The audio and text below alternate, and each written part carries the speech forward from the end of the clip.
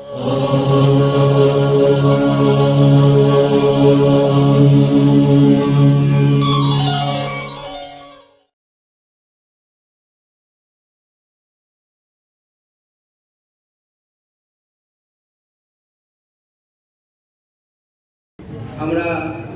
গীতার প্রণাম মন্ত্র পাঠ করে তারপর আমরা দ্বাদশ অধ্যায় পাঠ করব। বসুদেব সুতং দেবং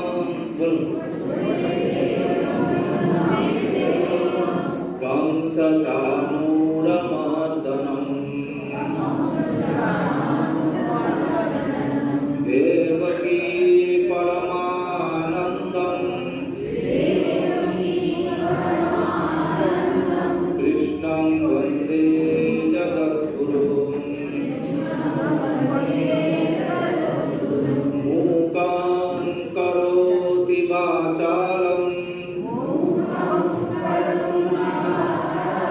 পঙ্গুং লঙ্ঘয়তে গিরিং যৎকৃপাতমহং বন্দে পরমানন্দমাধবম।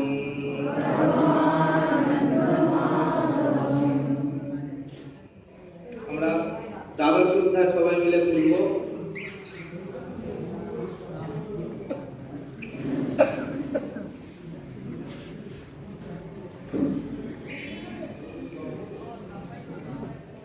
শ্রী পরমাত্মনে নমঃ।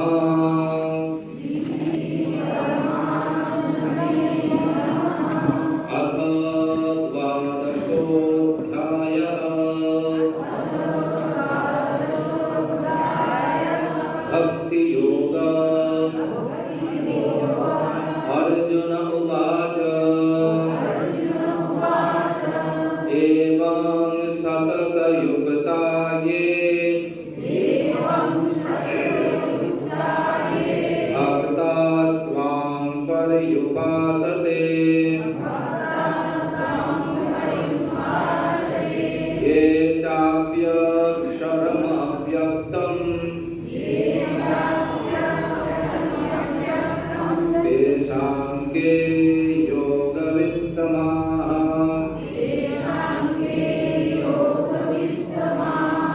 श्रीभगवानुवाच मय्यावेश्य मनो ये माम् नित्ययुक्ता उपासते श्रद्धया परयोपेताः ते मे युक्ततमा मताः। ये त्वक्षरमनिर्देश्य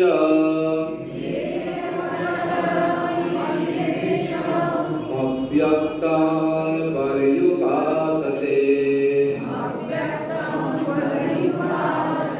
सर्वत्र गमचिन्त्यं च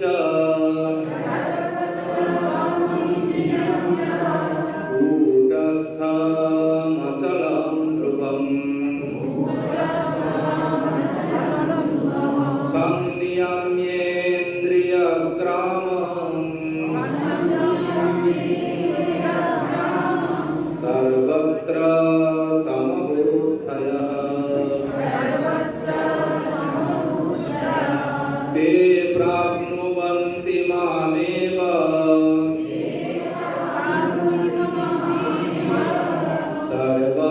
सर्वभूतहिते रताः।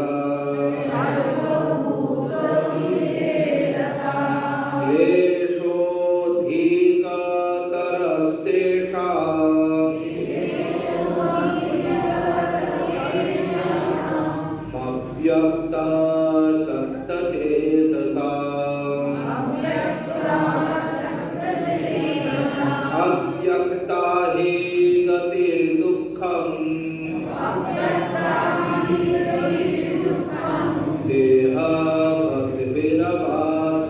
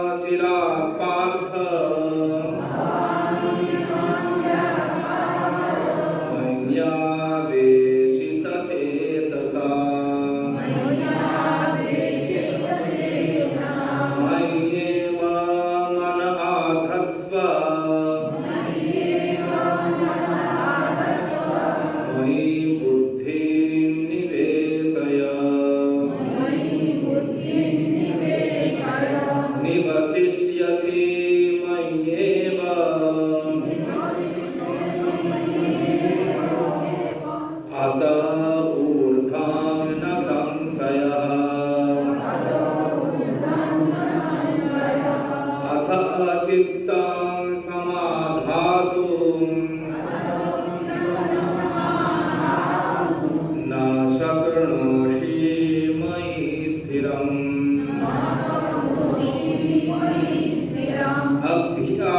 अभ्यासयोगेन ततो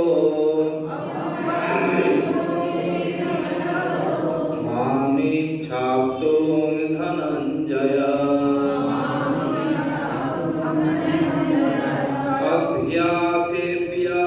अभ्यासेऽभ्यासमर्थोऽसि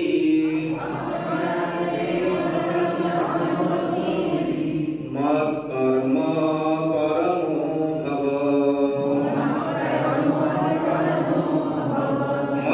मदर्थमपि कर्माणि कुर्वन् सिद्धिमवाप्स्यसि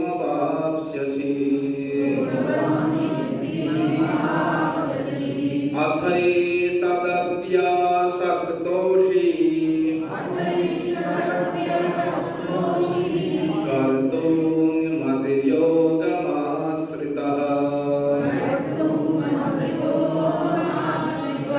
सर्वकर्म फलत्यागं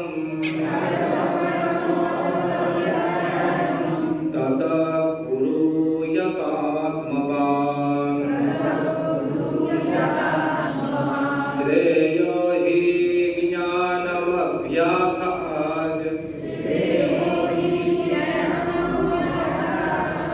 ध्यानाद् ध्यानं विशिष्यते ध्यानात् कर्मफलत्यागस् त्यागात् शान्तिरनन्तरम्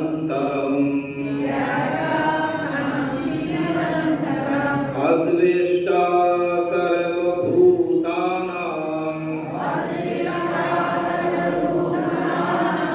मैत्रः करुण एव च निर्ममो निरहङ्कारः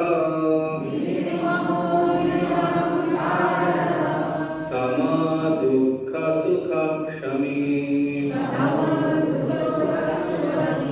सन्तुष्टः सततं योगी यतात्मा दृढनिश्चयः मय्यार्पिता मनोबुद्धिर् यो मद्भक्तः स मे प्रियः यस्मान्नो द्विजते लोको लोकान्नो द्विजते च यः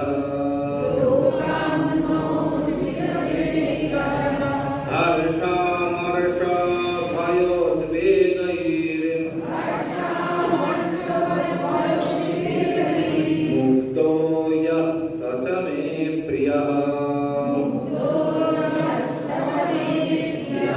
अनपेक्षा शुचिर्दक्ष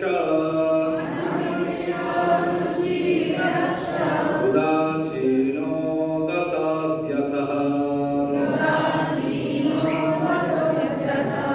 सर्वारम्भ परित्यागी यो मद्भक्तः स मे प्रियः यो नादिश्यति न द्वेष्टि न शोचति न काङ्क्षति शुभाशुभा परित्यागी भक्तिमान् यः स मे प्रियः समाशत्रौ च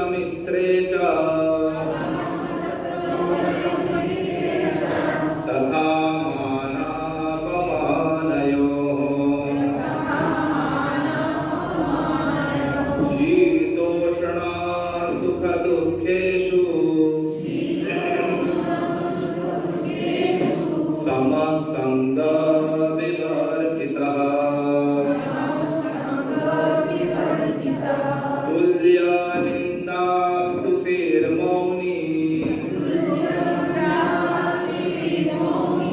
सन्तुष्ट येन केनचित् अनिकेतः स्थिरमतिः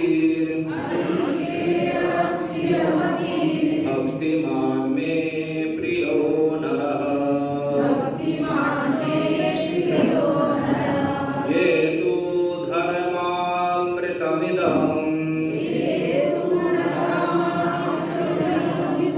यथोक्तं पर्युपासते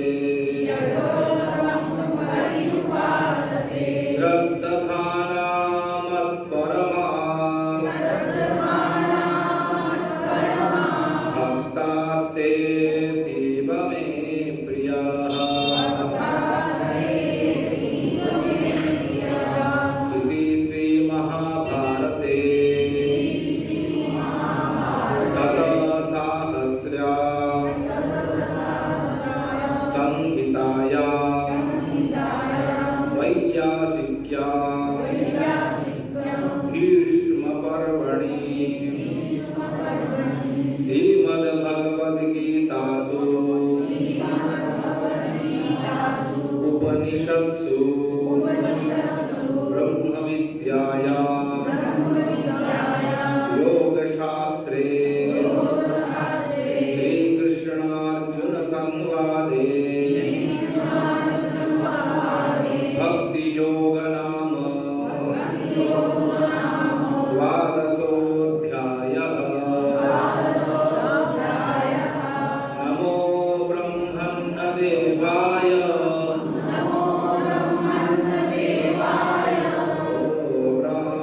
ब्राह्मणारिताय च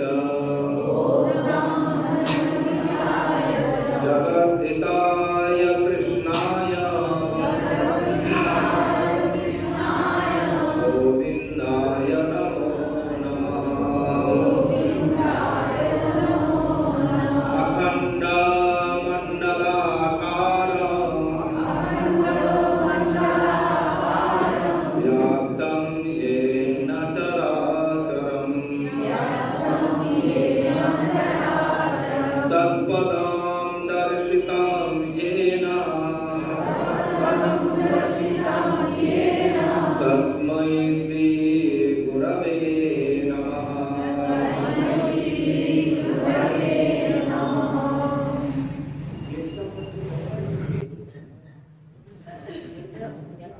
অর্থাৎ প্রশ্নের পর প্রশ্ন হবে আর তার দ্বারাই উপদেশং দিতে জ্ঞানং জ্ঞানিনঃ তত্ত্বদর্শিনঃ। কিছু জানতে গেলে প্রশ্ন তো করতেই হবে। আমরা দেখেছি এই গীতা শাস্ত্র, গীতা পুরো গীতার ভেতরে অর্জুনের প্রশ্ন আছে আর ভগবানের উত্তর আছে। অতএব প্রশ্নোত্তর দিয়েই এই গীতাটা রচনা করা হয়েছে। সেজন্য আমরা প্রশ্নোত্তরের মধ্যে দিয়েই এটা হবে।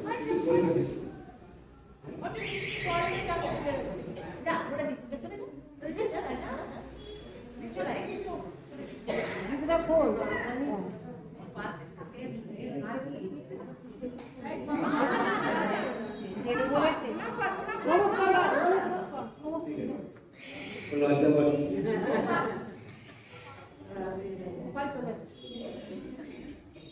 একটা প্রশ্ন এখানে এসেছে, এটা সুমন্ত লাভ করেছেন যে গীতায় অষ্টাদশ অধ্যায় সবই যোগ নামে অভিহিত করা হয়েছে, কিন্তু এখানে রাজ্য ঘটযোগ বা ক্রিয়াযোগের কথা সরাসরি কোথাও বলা নেই। তাহলে যেগুলো যোগ নয় বা গীতায় স্বীকৃত নয়, যদি হয় তাহলে এই বিষয় আলোচনা করলে সম্পূর্ণ হবে। আমাদের পুরো গীতাটা কি বলা হয়েছে? যোগ শাস্ত্র। এই যে আপনারা অধ্যায়ের শেষে দেখলেন না, যেখানে পড়া হলো যে যোগ শাস্ত্রে ইতি महाभारते तपोसाहस्यां संहितायां वैयासिक्यां विष्णुपर्वणि श्रीमद्भगवद्गीतासु उपनिषत्सु ब्रह्मविद्यायां তারপরেই বলা হলো যোগ শাস্ত্র। ভগবান এই পুরো গীতাটাই হচ্ছে যোগ শাস্ত্র। সেই যোগের প্রত্যেক অধ্যায়তে ভগবান এই যোগের কথা বলেছেন এবং মূলত যে বিষয়টা যোগ বলে ভগবান এখানে বলতে চেয়েছেন এবং সতত যুক্তা, ছত্রে ছত্রে এই কথাটাই ঘুরে ফিরে এসেছে। অনন্যাস চিন্তয়ন্ত মাম এবং সতত যুক্তা এরকম ভাবে, অর্থাৎ আবার বলেছে নিত্য যুক্তা উপাসতে, ভগবানের সঙ্গে সবসময় সংযুক্ত থাকা নামই বলছে যোগ। সেই জন্য এই যোগের কথা এখানে বলা হয়েছে কিভাবে সেটা যুক্ত হওয়া যায়। অর্জুনের বিষাদ শেষে গিয়ে হলো প্রসাদ, অর্থাৎ এক বিষাদগ্রস্ত ব্যক্তি কিভাবে বলতে পারে নষ্ট মোহ স্মৃতির লব্ধা তৎপ্রসাদাৎ মায়াতি। গীতার শেষে অধ্যায়তে, অষ্টাদশ অধ্যায়তে যখন সব কথা আলোচনা হয়ে গেল, ভগবান বললেন যে তুমি যা যা প্রশ্ন করেছিলে তাই তাই আমি তোমায় বলেছি। যতটা তোমাকে বলবার মতন, দেখাবার মতন, শোনাবার মতন সবই করেছি, আর আমার এই সম্পর্কে কিছু বলার নেই। তুমি যেটা ভালো করবে সেইটা করবে। অর্জুনকেই বলেছেন তিনি। অর্জুন তখন তার উত্তরে বললেন যে নষ্ট মোহ স্মৃতির লব্ধা, এই আমি আমার মোহ নষ্ট হয়েছে আর আমার স্মৃতি জাগ্রত হয়েছে। স্মৃতির লব্ধা, স্মৃতিটা এখনই এখনই হয় না। স্মৃতি শব্দের অর্থ হলো যা আমার অতীতে ধারণা হয়ে আছে, যেটাকে আমি ধারণা করে আছি, তার নাম স্মৃতি। আমরা যার জন্য কথায় বলি, কেউ মারা গেলে বলি স্মৃতিচারণ করা, অর্থাৎ তার সম্পর্কে যে ধারণাটা আমি ধারণ করে আছি সেইটাই উচ্চারিত হওয়ার নাম হচ্ছে স্মৃতিচারণ। সেই জন্যে এটি ভগবান এই জন্য বললেন, তার উত্তরে অর্জুন বললেন যে নষ্ট মোহ স্মৃতির লব্ধা, আমার সেই স্মৃতি আমি লাভ করেছি। কিভাবে লাভ করলাম? তৎপ্রসাদাৎ মায়াচ্যুত, হে অচ্যুত আপনার প্রসাদে আমি এটা লাভ করেছি, স্মৃতিটা লাভ। তার মানে কি স্মৃতি অর্জুনের ভেতরে ছিল না, যেটা ভগবান বলতে চেয়েছে বা স্মৃতিটাকে স্মরণ করিয়ে দিয়েছে সেইটি তার লাভ। সেই স্মৃতিটা অর্জুনের কি ছিল? অর্জুনের সেই স্মৃতিটা ছিল আমি কে, এইটাই অর্জুন ভুলে গিয়েছিল। এই স্মৃতি অর্জুনের ভেতরে ছিল, কিন্তু অর্জুন বিষাদগ্রস্ত হয়ে সেই স্মৃতিটাকে ভুলে গিয়েছিল।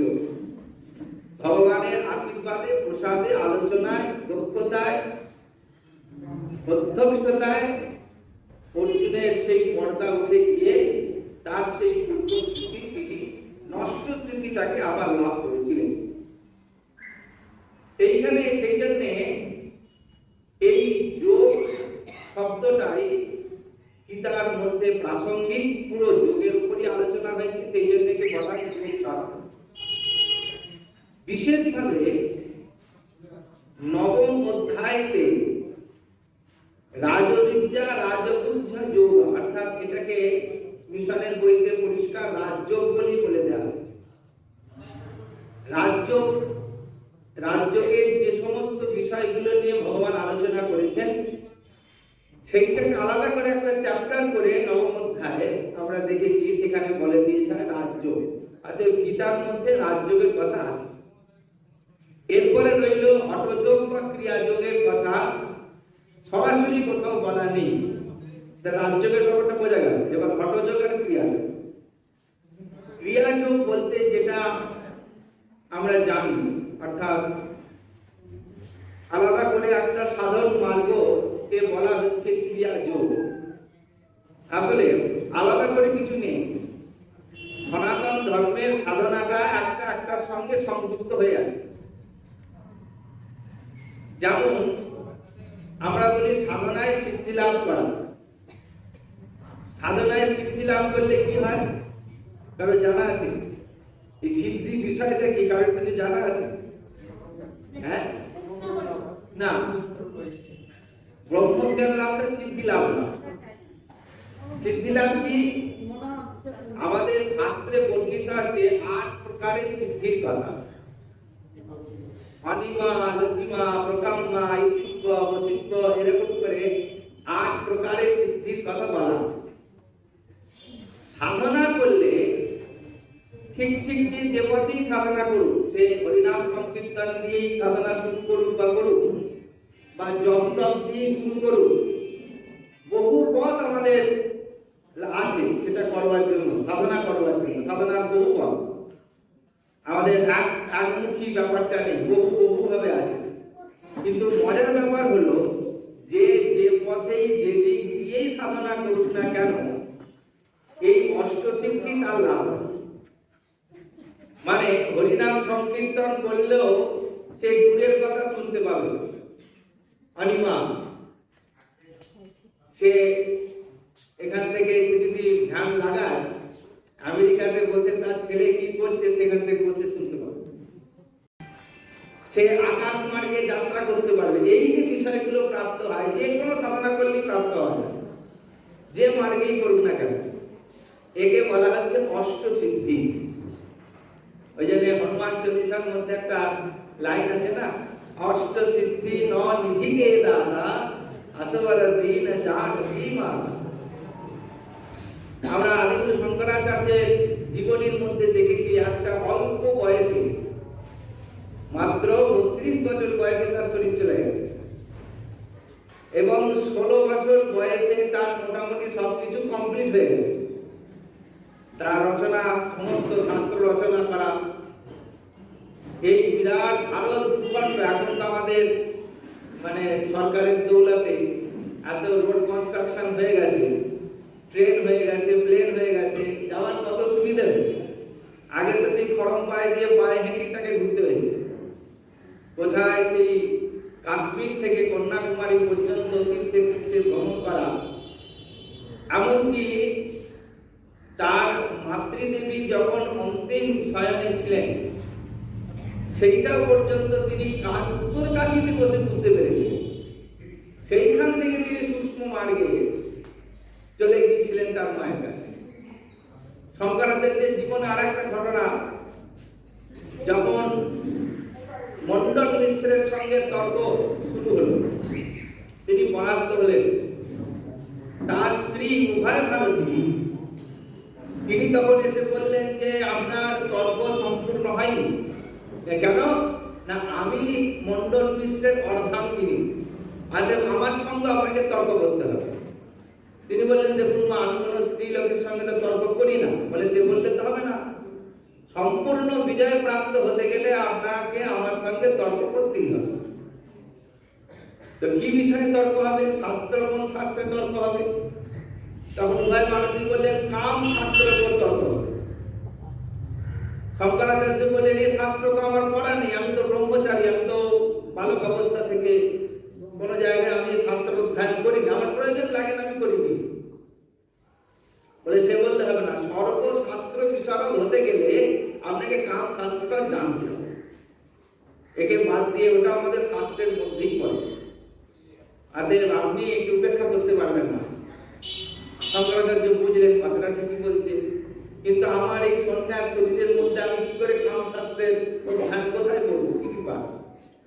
তখন বলে, ঠিক আছে, আমি একটু সময় নিচ্ছি, আমি কাম শাস্ত্র রচনা করব, করে আপনাকে দেবো, আপনার সঙ্গে কোনো তর্ক করবো না। আপনার যা যা প্রশ্ন আছে সেই প্রশ্নের উত্তর আমি লিখিত আকারে আপনাকে দিয়ে দেবো, কিন্তু আমার সময় নিতে হবে। ঠিক আছে। তিনি করলেন কি, যোগ বলে নিজ শরীর ত্যাগ করে একটা জায়গাতে, ওনার প্রিয় শিষ্য ছিলেন পদ্মপাদ আচার্য, তাকে বললেন যে আমার একটা গুহার মধ্যে আমি ধ্যানের মধ্যে শরীরকে ত্যাগ করব, শরীরটাকে যত্ন করে রেখো যাতে সেখানে পোকামাকড় না খেয়ে ফেলে, তাকে সুন্দর করে যত্ন করে রাখবে, আমি 3 মাস পরে এই শরীরের মধ্যে আবার ঢুকবো। তাহলে দেখুন, একটা শরীরকে রেখে সেখান থেকে ত্যাগ করে তাহলে গেল কোথায় শরীর না, এক রাজার মৃত্যু হয়েছে, সেই মৃত রাজার দেহে তিনি প্রবেশ করে রাজবাড়িতে যাবেন এবং সেখানে গিয়ে তিনি কাম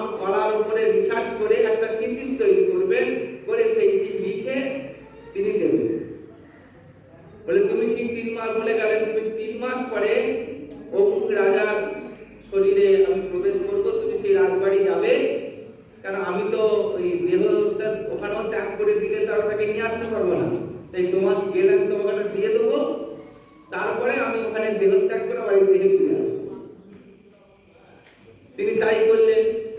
তিনি 3 মাস পরে যখন গেলেন পদ্মপাদ আচার্য, তখন তাকে গোপনে যা যা আমি লিখেছিলাম আমাকে দিলেন, এবারে তুমি যাও, আমি যথাসময় দেহত্যাগ করে পুনরায় গৃহে প্রবেশ করব। তিনি আবার যথাসময় দেহত্যাগ করলেন, এই শরীরে প্রবেশ করলেন। তারপরে তিনি তার সেই রচনা করা কামশাস্ত্র গ্রন্থটি নিয়ে উভয় ভারতীর কাছে গেলেন।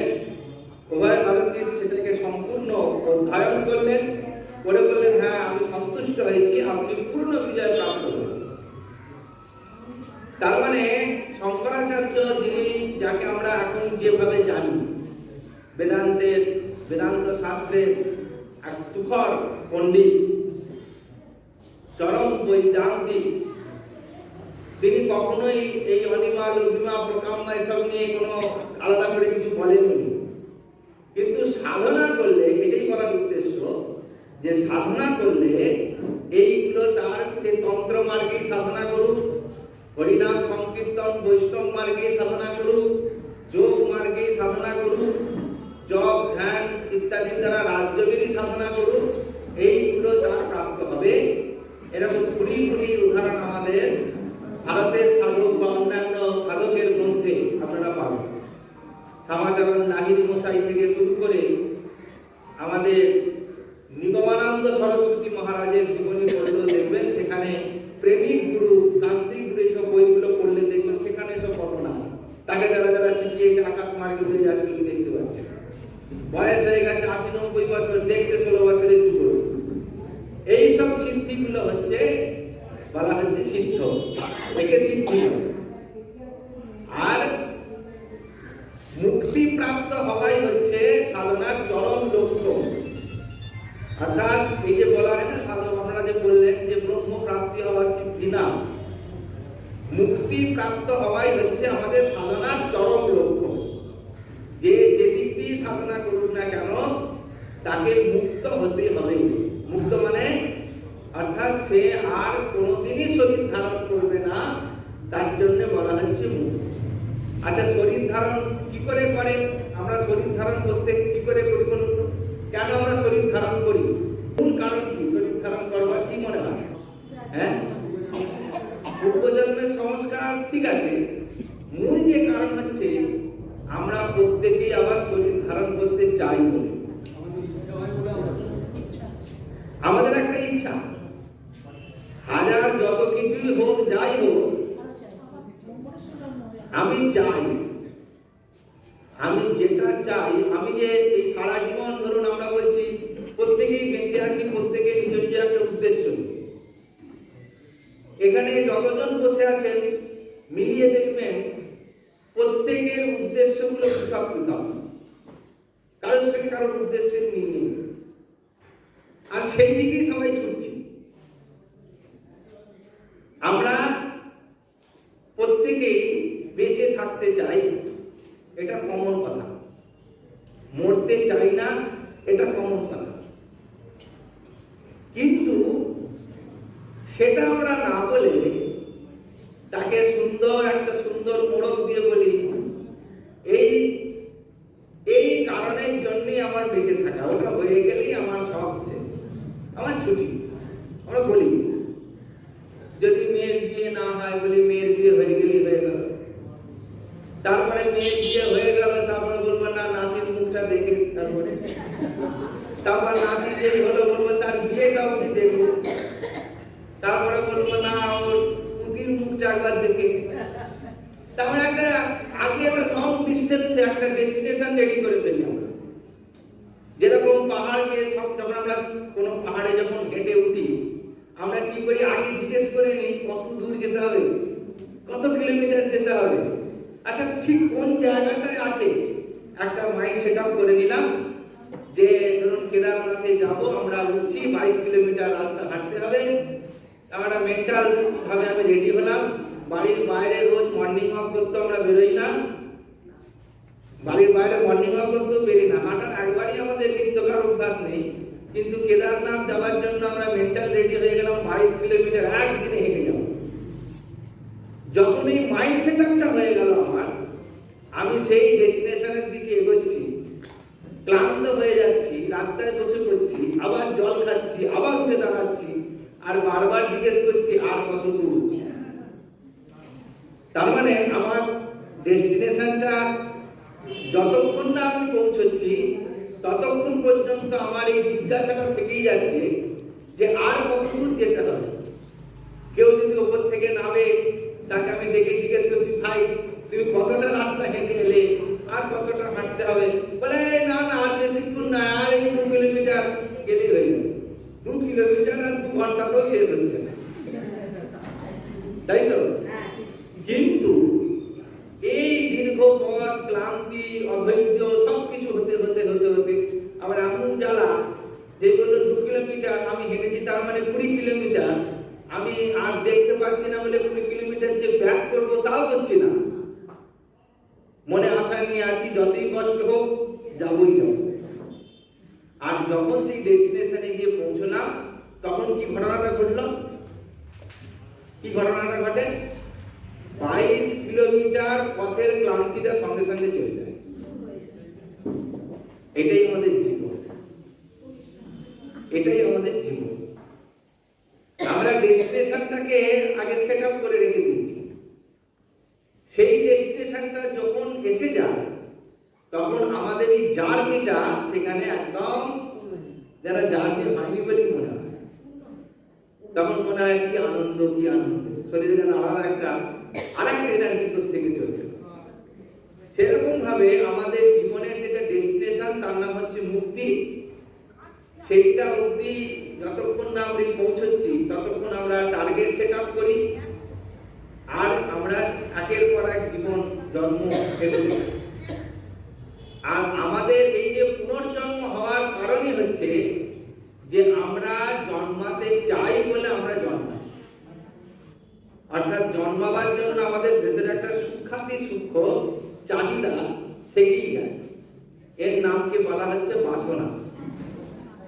এই বাসনাটাই আমাদের পুনর্জন্মের কারণ।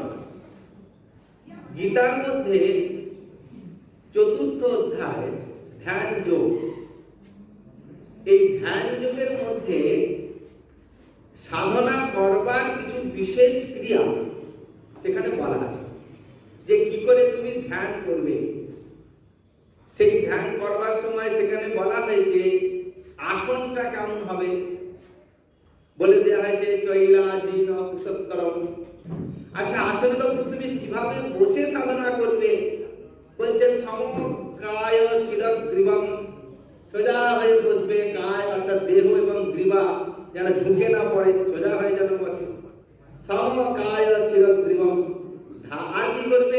এটা তো গেল বাইরে, ভেতরে কি করবে না ধারণ অচলম, একটা স্থির ধারণাকে কেন্দ্র করে তুমি ধ্যান করবে, স্থির ধারণা। এর নামই ক্রিয়াযোগ। আর ক্রিয়াযোগ বলে যেটা আমরা আলাদা করে শিখি, অনেক ক্রিয়াযোগের হঠযোগে সব শেখা হয়, এই ক্রিয়াযোগটাই যতটা আমার সাধনা করতে গেলে প্রয়োজন, ধ্যান করতে গেলে যে ধরনের যতটুকু প্রয়োজন, সেইটাই ভগবান এখানে বলেছেন। এইটাকে আরো যদি আমরা ইলাবোরেট করি, বৃদ্ধি প্রাপ্ত করি, ওই সমস্যা কোথায় হচ্ছে ক্রিয়াযোগের এত মুদ্রা, এত কিছু ক্রিয়া, শ্বাস প্রশ্বাসের ক্রিয়া, এসব করার উদ্দেশ্যটা কি? মূল কথা হলো ভগবান বসতে বললেন ঠিক আছে, আসন বললেন ঠিক আছে, সমকায় শিরগ্রীবম বললেন তাও ঠিক আছে, সেটাও বললাম, কিন্তু একটা স্থির বিন্দুতে যে ধারণা করা, এইটা হচ্ছে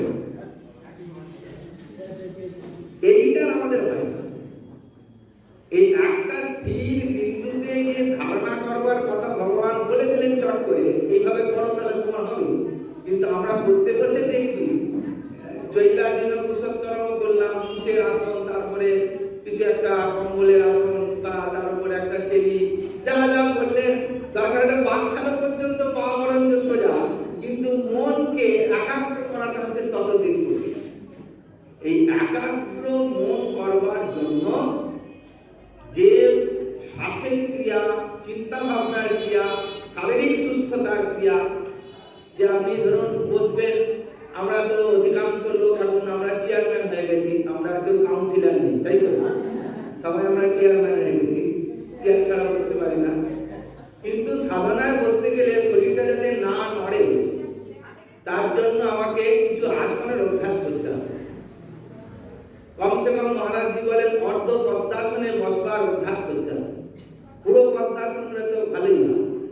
পদ্মাসনে বসতে বলে কেন না, পদ্মাসনে যদি কেউ বসে তাহলে তার শরীরটা মেরুদণ্ডটা একমাত্র তাতেই সোজা হবে, এবং সেই পদ্মাসনে বসলে পরে শরীরের নড়াচড়াটা কম হয়। এমনি ভাবে আপনি বসলে শরীরটা নানা রকম ভাবে নড়াচড়া করে, কখনো কখনো ঝুঁকে পড়ে সামনের দিকে, কখনো পেছন দিকে। কিন্তু পদ্মাসনে বসতে পরে আমরা বৌদ্ধ জৈনদেরও আমরা দেখেছি, তারাও যখন ধ্যান ধারণা করে তারাও পদ্মাসনটাকেই প্রেফার করে। পদ্মাসনে বসতে পারে শরীরটা একটা বাঁধন থাকে, যে নড়াচড়াটা কম হয়। আর যেরকম ধরুন একটা বালতি করে আপনি কল থেকে জল ভরে নিয়ে রাস্তা দিয়ে যাচ্ছেন, খাবার জল ভরে নিয়ে যান, এখনো তো যার না আগে ছিল কলার কল থেকে জল ভরে বাড়িতে নিয়ে যেত। যতক্ষণ বালতিটাকে আপনি নিয়ে যাচ্ছেন হাতে করে, এই জলের অবস্থাটা কিরকম ছিল? হ্যাঁ, আচ্ছা, তারপরে আপনি তাকে নিয়ে গিয়ে যেখানটা আপনি বালতিটা রাখেন সেখানে রেখেও দিলেন, রাখার সঙ্গে সঙ্গে কি বালতিটার জলটা শান্ত হয়ে গেল? কি হবে? কাঁপবে, আস্তে আস্তে কাঁপুনিটা কমবে।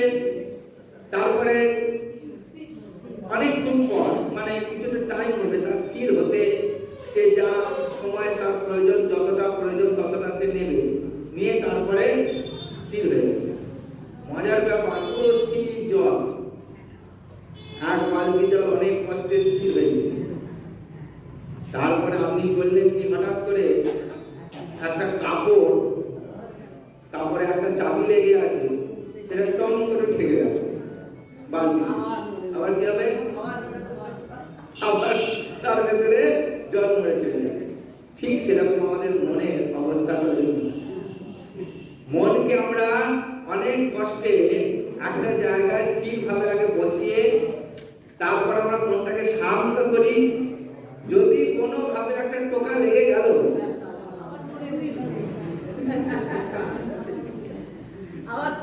আবার চিন্তা এটা কতক্ষণ হবে? ওই জলটা যতক্ষণ তরল থাকবে ততক্ষণ মরবে, কিন্তু জলটা যখন ঘনীভূত বরফ হয়ে যাবে তখন কি ওটা লাগালে আর মরবে না কাঁপবে? শক্ত হয়ে গেল। এই নাই যে জলটা বরফ হয়ে গেল, এর নাম হচ্ছে সমাধি। জলটা তার টেম্পারেচার কমাতে কমাতে কমাতে কমাতে কমাতে কমাতে কমাতে কমাতে কমাতে কমাতে বরফ হয়ে গেল। সেরকম মনটা শান্তাবস্থাকে যখন কমাতে কমাতে কমাতে কমাতে নিয়ে যাবে, আরো শান্ত, আরো শান্ত, আরো শান্ত, আরো শান্ত, সমস্ত কিছু থেকে ডিটাচমেন্ট হয়ে গিয়ে শান্তির একদম তলানিতে চলে যাবে। তখন সে মনটা হয়ে যাবে সমাধি প্রাপ্ত হয়ে যাবে। তাকে নড়াও চড়াও যা খুশি করো, সে আর সেখান থেকে কাঁপছেও না, নড়ছেও না।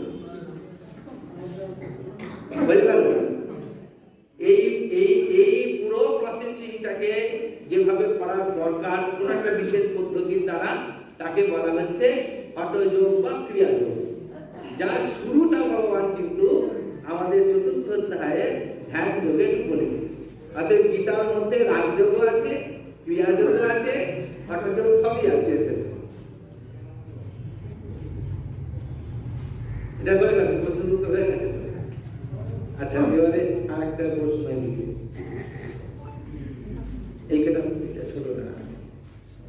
প্রণব রক্ষিত প্রশ্ন করেছেন, শ্রীমদ্ ভগবত গীতাকে বলা হচ্ছে এটি কোনো ধর্মগ্রন্থ নয়, কিন্তু গীতা প্রতি ছত্রে ছত্রে ধর্ম পালন এবং আচরণের কথা বলা হয়েছে। তাহলে গীতা ধর্মগ্রন্থ নয় কেন, যদি ব্যাখ্যা করেন। এখন ব্যাপার হলো যে আমাদের ধর্মগ্রন্থ বলতে, গ্রন্থ মানে আমরা জানি যেখানে সেই সম্পর্কিত যা লেখা আছে তাকে বলে গ্রন্থ। হিসাবে আমরা গীতাকেও ধর্মগ্রন্থ বলতে পারি, কারণ সেখানে উপদেশ ধর্মের করা আছে। ভগবান স্বয়ং বলেছেন, অন্য কারোর কথা নয়। যেমন আমরা বাইবেলকে মানি, যেমন আমরা কোরআনকে মানি, সেরকম গীতাও ভগবান স্বয়ং বলেছেন বলে এটি তার। যেমন বেদকে আমরা মানি, অর্থাৎ আমরা বেদকে এরকম ভাবে মানি যে বেদ কোন ব্যক্তির দ্বারা রচিত নয়। আর গীতা যে বিষয়টা, মহাভারতের যে 5টা গীতা, সেটা স্বয়ং ভগবান বলেছেন বলে এটাকেও আমরা বলছি উপনিষদ, অর্থাৎ বেদ। উপনিষদ তো বেদেরই অঙ্গ, ওই জন্য বলছি উপনিষৎসু। উপনিষৎসু বলার অর্থ হলো উপনিষদের মধ্যে। গীতা সু উপনিষৎসু, একে উপনিষদ বলা হয়েছে। আর সেক্ষেত্রে এই গীতা আমাদের কাছে ধর্মগ্রন্থ বলেও তার মান্যতা আছে। মহাকাব্য হচ্ছে মহাভারত, কিন্তু মহাভারতের মধ্যে স্বয়ং ভগবান এই কথাটি বলেছেন, এই জন্য একে বলা হচ্ছে ধর্মগ্রন্থ। এছাড়াও আমাদের সনাতন ধর্মে ধর্মশাস্ত্র বলে একটি বিশেষ শাস্ত্র রয়েছে। ধর্মশাস্ত্র মানে যে ধর্মশাস্ত্র মানে তাকে বলা হয় অনুশাসন। যেমন আপনারা যারা আইন নিয়ে পড়াশোনা করেন বা আইন জানেন, আইনটা কি জিনিস না, আপনার বিধি আর নিষেধ, তার নাম হচ্ছে আইন। আইনের মধ্যে লেখাটা কি আছে? আইন বলে যে জিনিসটা আমরা জানি সেটা কি, তাকে বলছে বিধি আর নিষেধ।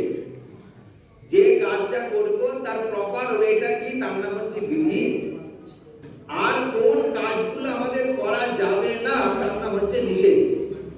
এই বিধি আর নিষেধ নিয়ে যা রচিত হয় তার নাম হচ্ছে অনুশাসন।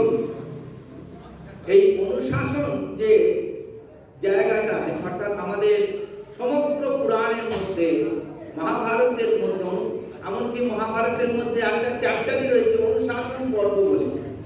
18টা পর্বের মধ্যে একটা পর্বের নাম হচ্ছে অনুশাসন পর্ব। অনুশাসন পর্বটা কি না, এইখানের মধ্যে বিধি আর নিষেধের কথা বলা, অর্থাৎ আমাদের সামাজিক ব্যবহার কেমন হবে তার নাম হচ্ছে বিধি নিষেধ। আমরা কোন কাজটা করতে পারি, কোন কাজটা করতে পারি না। আমাদের জীবনের প্রত্যেকটা, আমাদের বাস্তবিক পরিচয় হচ্ছে এই ভূমণ্ডলের মধ্যে আমরা একটা পশু। যেমন ছাগল, যেমন গরু, যেমন বাঘ, যেমন অন্যান্য জীবজন্তু আছে, আমরা মানুষ নামে বাঘ যেমন একটা, তার একটা যাকে বলে জাতিগত পরিচয়, তার নাম হচ্ছে বাঘ। কিন্তু তার মানে তাকে যদি একসঙ্গে বলা যায় তার মানে বাঘ হচ্ছে একটা পশু। সেরকম মানুষ হচ্ছে একটা পশু। মানুষেরকে পশু বলা যায়, আবার যায় না। তার কারণ হচ্ছে মানুষ পশুত্ব থেকে উত্তরণ করতে পারে, সেই জন্য তাকে মানুষ বলে পশুর থেকে কিছুটা হলে আলাদা করে রাখা যেতেও পারে। কখন তাকে আলাদা করা যাবে না, যখন তার পশুত্বকে ত্যাগ করবে তখন তাকে আলাদা করা যাবে।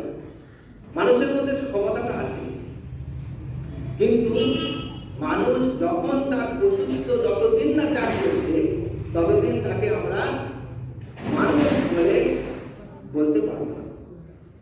মানুষের মধ্যে, যার জন্য মহারাজের একটা আমাদের লেখাও আছে যে মানুষই দানব হয় আর মানুষই মাধব হয়।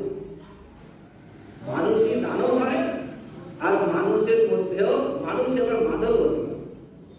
অর্থাৎ দানব হওয়াটা মানুষের সাধারণ গুণাবলীর মধ্যে পড়ে, কিন্তু মানব পশু থেকে, দানব থেকে তার যে মনুষ্যত্ব প্রাপ্তি হবে, এই যে জায়গাটায় যেতে গেলে যা যা তাকে মানতে হবে, যা যা তাকে মানতে হবে না বা মানবে না, তার নাম হচ্ছে অনুশাসন।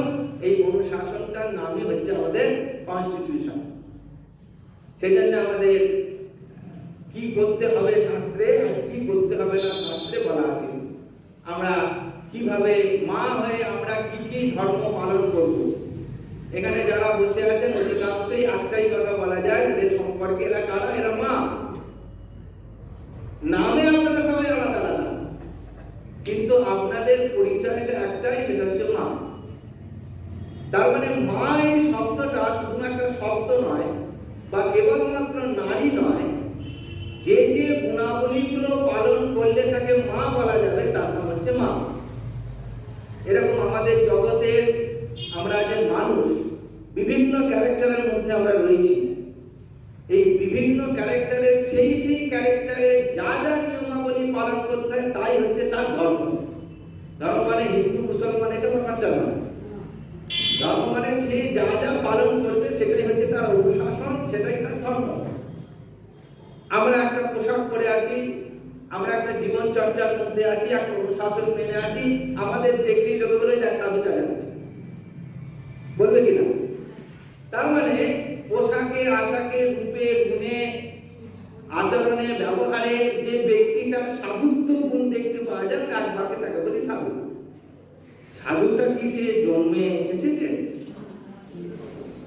জন্মে সাধু এসেছে? ওই আচরণ বিধিকে মানছে বলে সে সাধু, এর নাম হচ্ছে ধর্মশাস্ত্র। এইটাকেই বলা হচ্ছে ধর্ম। এই পালন করাটার নামই হচ্ছে ধর্ম। সেই জন্যে গীতার মধ্যে ইত্যাদি সমস্ত কথাই বলা আছে। আমরা দেখব সেখানে সাত্ত্বিক গুণ, রাজসিক গুণ, তামসিক গুণের কথা বলা আছে। বিশদভাবে ভগবান ওই ছোট একটা গ্রন্থের মধ্যে আলোচনা করে দিয়েছেন বিশদভাবে, যে এত পরিষ্কার করে বলেছেন যে ভগবান দ্বিতীয় অধ্যায় সাংখ্যযোগের মতন চোখ বলছেন, স্থিতপ্রজ্ঞ ব্যক্তির কথা বলছেন, সেই ভগবান 17 নম্বর 18 নম্বরে গিয়ে অধ্যায়তে সেখানে বলছেন যে দেখো লঙ্কাটা খাওয়া ঠিক হবে না বেশি। সেই ভগবানই বলছেন এই বেশি তেঁতুল খেও না, বেশি লঙ্কা খেও না, হ্যাঁ, বেশি গরম খাওয়া ঠিক না। যে ভগবান বলছেন স্থিতপ্রজ্ঞের কথা, সেই ভগবান আবার বলছেন যে এই খাবারগুলো খেও না। এর থেকে বড় আর কি হতে পারে? মানে কতদিনই লোক করে গেছে কট্যম লবণ অত্যুষ্ণ তীক্ষ্ণ রুক্ষবিদারিণঃ, এই আরগুলোকে পরিত্যাগ করো। অর্থাৎ তুমি যদি সাত্বিক বৃত্তি হতে চাও, তুমি যদি সত্যগুণের অধিকারী হতে চাও, বা তুমি সাধনা করতে চাও, ঈশ্বর প্রাপ্ত হতে চাও, তাহলে পরে তোমার শরীরটাকে সেইভাবে তোমাকে নির্মাণ করতে হবে, মনটাকে নির্মাণ করতে হবে। খাদ্য মনের ওপর যে এফেক্ট গুলো ফেলে ভগবান বললেন সেগুলো বাদ দিয়ে দেওয়াই ভালো। আগে বলে দিলেন এই খাবারগুলো খেলে তোমার ভেতরে কি কি রিয়াকশন হতে পারে। যেমন আপনারা তো মায়েরা বেশিরভাগ বাড়িতে ধরুন পেঁয়াজ কাটে, হ্যাঁ, পেঁয়াজ কাটলে কি হবে? একটা হাসির কথা হচ্ছে, এসে ফুটোপাটি খাচ্ছে, কিন্তু পেঁয়াজ কেটেছেন বলে হবে কিনা? খানো নেই, খালি কেটেছেন, তাতেই অবস্থা। তাহলে সেই চোখের জলে, নাকের জলের বিষয়টা যদি পেটের ভেতর যায়, তাহলে এই সমস্ত তীক্ষ্ণ খাবার খাদ্য ভগবান নিষেধ করেছে। এর তার মানে এই বিধি নিষেধ যুক্ত আছে বলে কিন্তু আমরা ধর্মগ্রন্থ বলতে পারি, একটু বিশদ ভাবে ওই জন্য বলবো। আচ্ছা, এরপরে আরেকটা প্রশ্ন, এটা চতুর্থ অধ্যায়ের 15 নম্বর শ্লোকটা আমরা একবার পড়ে নিই, তাহলে সুবিধা হবে। চতুর্থ অধ্যায় 15 নম্বর শ্লোক, এবং জ্ঞাত্বা কৃতম কর্ম পূর্বৈরপি মুমুক্ষুভিঃ কুরু কর্মৈব তস্মাৎ পূর্বৈ পূর্বতরং কৃতম। যেখানে এই 15 নম্বর অর্থ বলছেন যে আমি অকর্তা, অভোক্তা ও কর্মফলে নিষ্ক্রিয়। এটা একটা ধারণা বলেছেন ভগবান, যে আমি কোনো কিছু কর্মের, যাকে বলে বস্তুত মালিক নয়, সেজন্য আমি অকর্তা, কর্তৃত্বের অভিমান সর্বদা, আর অভোক্তা, কোনো কিছু আমি ভোগ করার জন্য নয়। আমরা তো করি আমাদের জীবনটাকে যেভাবে সাজাই, সেই জীবনটাকে সাজানোটা আমাদের কিভাবে হয় না, আমরা জীবনের কিছু সময় কি করব, প্রথমে বলি রোজগার করব, তাই তো, মানে রোজগার করব, যা কিছু সম্পত্তি টাকা পয়সা যা কিছু পেলাম, তারপরে আমরা একটা চিন্তা করি কেন রোজগারটা করব না, আমার জীবনের কিছু অংশ রোজগার আর করব না, তখন যা রোজগার করেছি সেগুলোকে ভোগ করব। এই আমাদের জীবনের এই দুটোই পাপ, মানে ব্রহ্মচর্য গারস্থ বানপ্রস্থ সন্ন্যাস দুটি মেরে দিয়েছি আমরা। আমরা এখন জীবনটাকে দুটো পাঠে করেছি, একটা হচ্ছে রোজগার করা আর একটা জায়গায় গিয়ে ভোগ করা। এই হচ্ছে আমাদের জীবনের দুটো পাপ। আর কতদিন ভোগ করব, আমরা বলি যতদিন বেঁচে থাকবো ততদিন ভোগ করব। আচ্ছা, তাহলে মরার দিনকে কি আমাদের ভোগ করার ব্যাপারটাকে চ্যাপ্টার ক্লোজ হয়ে যাবে? তাহলে আপনি ডাক্তার বলে দিল আপনি জানেন তো আর বেশিক্ষণ বাঁচবেন না, তার মানে কতক্ষণ, খুব বেশি হলে আর 12 ঘন্টা আপনার আয়ু আছে। আমি খালি খেতে খেতে শুনে নিলাম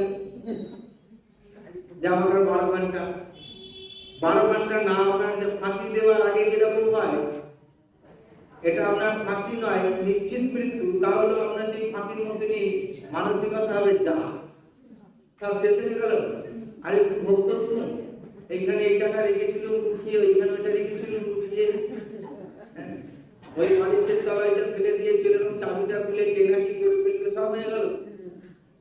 আবার সেই ভোগটা করতে পারলাম না বলে তখন সেটা শুনে চোখ দিয়ে জল গড়ায়, মরে যাবো বলে চোখ দিয়ে জল গড়ায় না, হ্যাঁ, ভোগ করতে পারলাম না বলে চোখ দিয়ে জল গড়ায়। আপনি দেখে নেবেন, আমার আত্মীয় স্বজন, মানে শুনতে খারাপ লাগে কিন্তু এটা বাস্তব, আমরা একজন মারা গেছে, খুব প্রিয়জন মারা গেছে, তাকে কেন্দ্র করে সব থেকে বেশি কে কাঁদে বলুন তো? হ্যাঁ,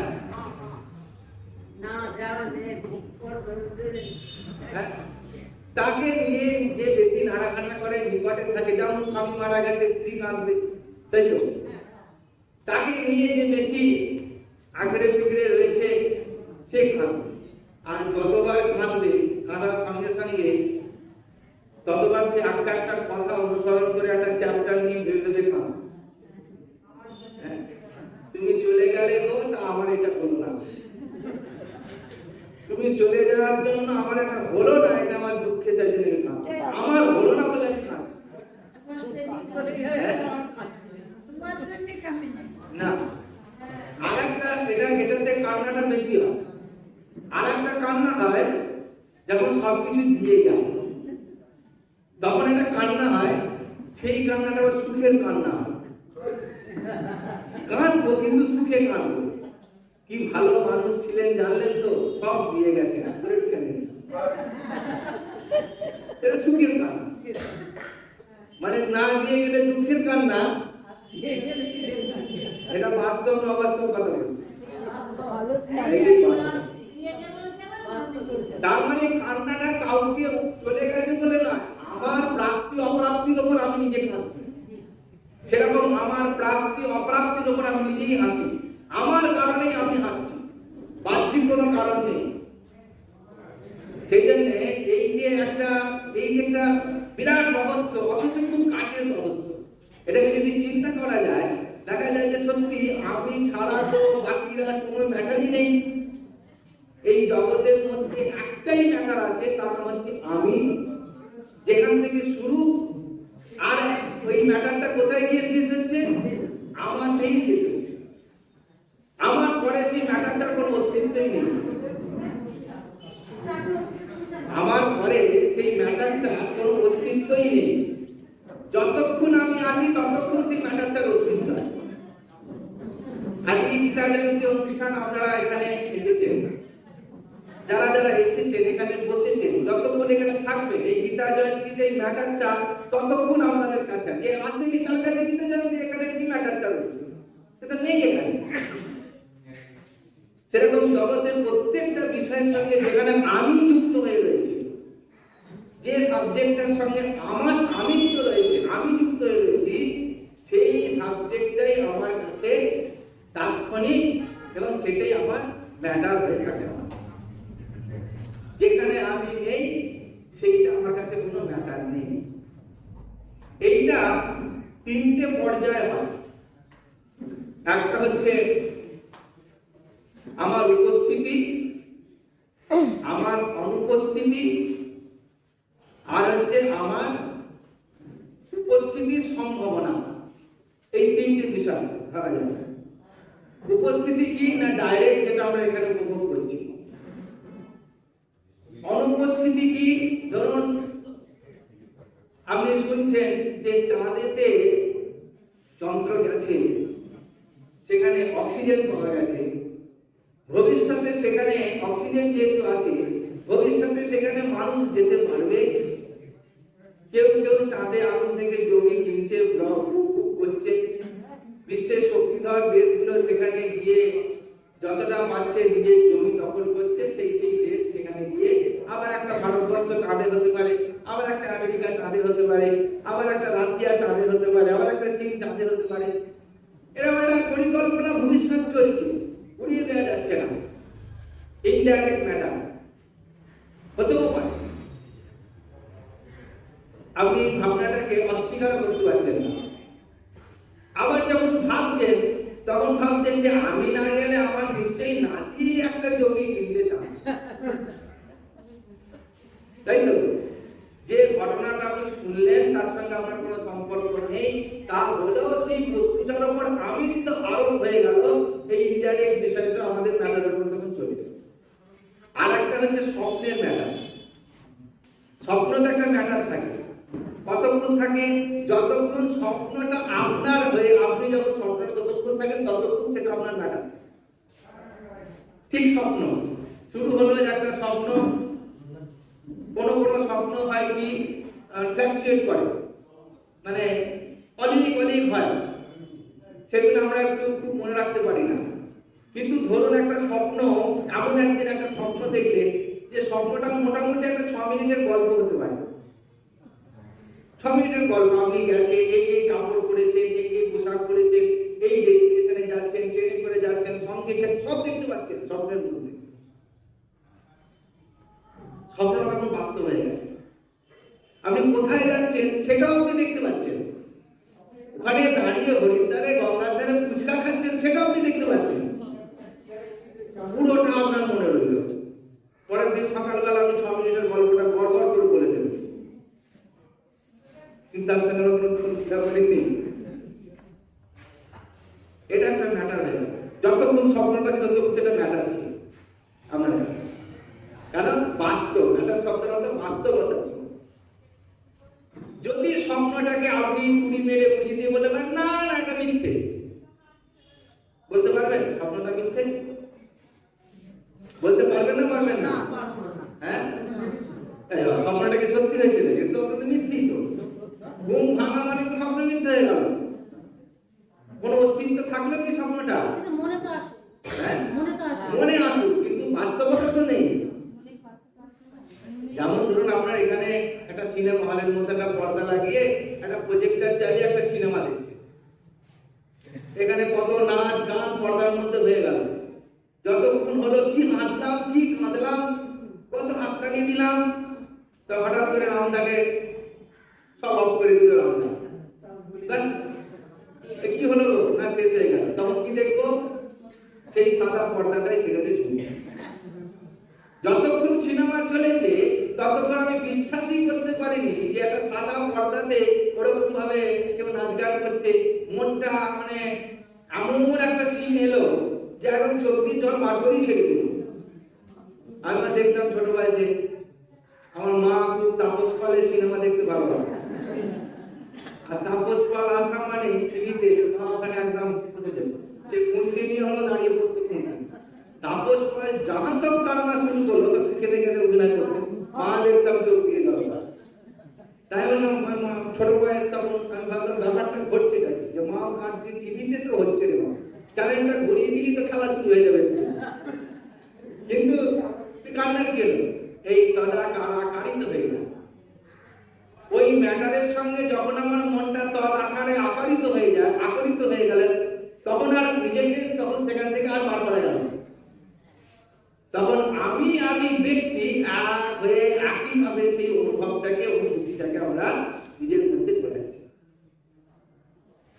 এই বিষয়গুলো অদ্ভুত লাগছে কিনা, কিন্তু এটা তো আমাদের সঙ্গে হয়। তার মানে আমি বলে যে পদার্থটা, আমি বলে যে জিনিসটা রয়েছে, সেইটা যতক্ষণ থাকবে ততক্ষণ আমার সেই অস্তিত্বের বিষয়টা এর মধ্যে থাকবে। সেই জন্য এখানে বলছেন যে আমি, ভগবান এই তিনটে জিনিসকে, এই আমি থেকে কি কি আছে? তিনটে জিনিস আছে। ভগবান তিনটের কথা বলে কি না, আমি এলেই তার মধ্যে একটা অহংকার গজাবে, বলবে আমি কর্তা। আমি থাকলেই বলবে আমি ভোক্তা, আমি ভোগ করছি। আর একটা কি থাকবে? আমি এই কর্মের ফল ভোগ করতে চাই। এমন কোন ব্যক্তি নেই যে আপনারা আজকাল পোস্ট অফিসে টাকা রাখা কমিয়ে দিয়েছে। রাখে কিনা পোস্ট অফিসে টাকা? রাখেন? রাখেন পোস্ট অফিসে টাকা? হ্যাঁ,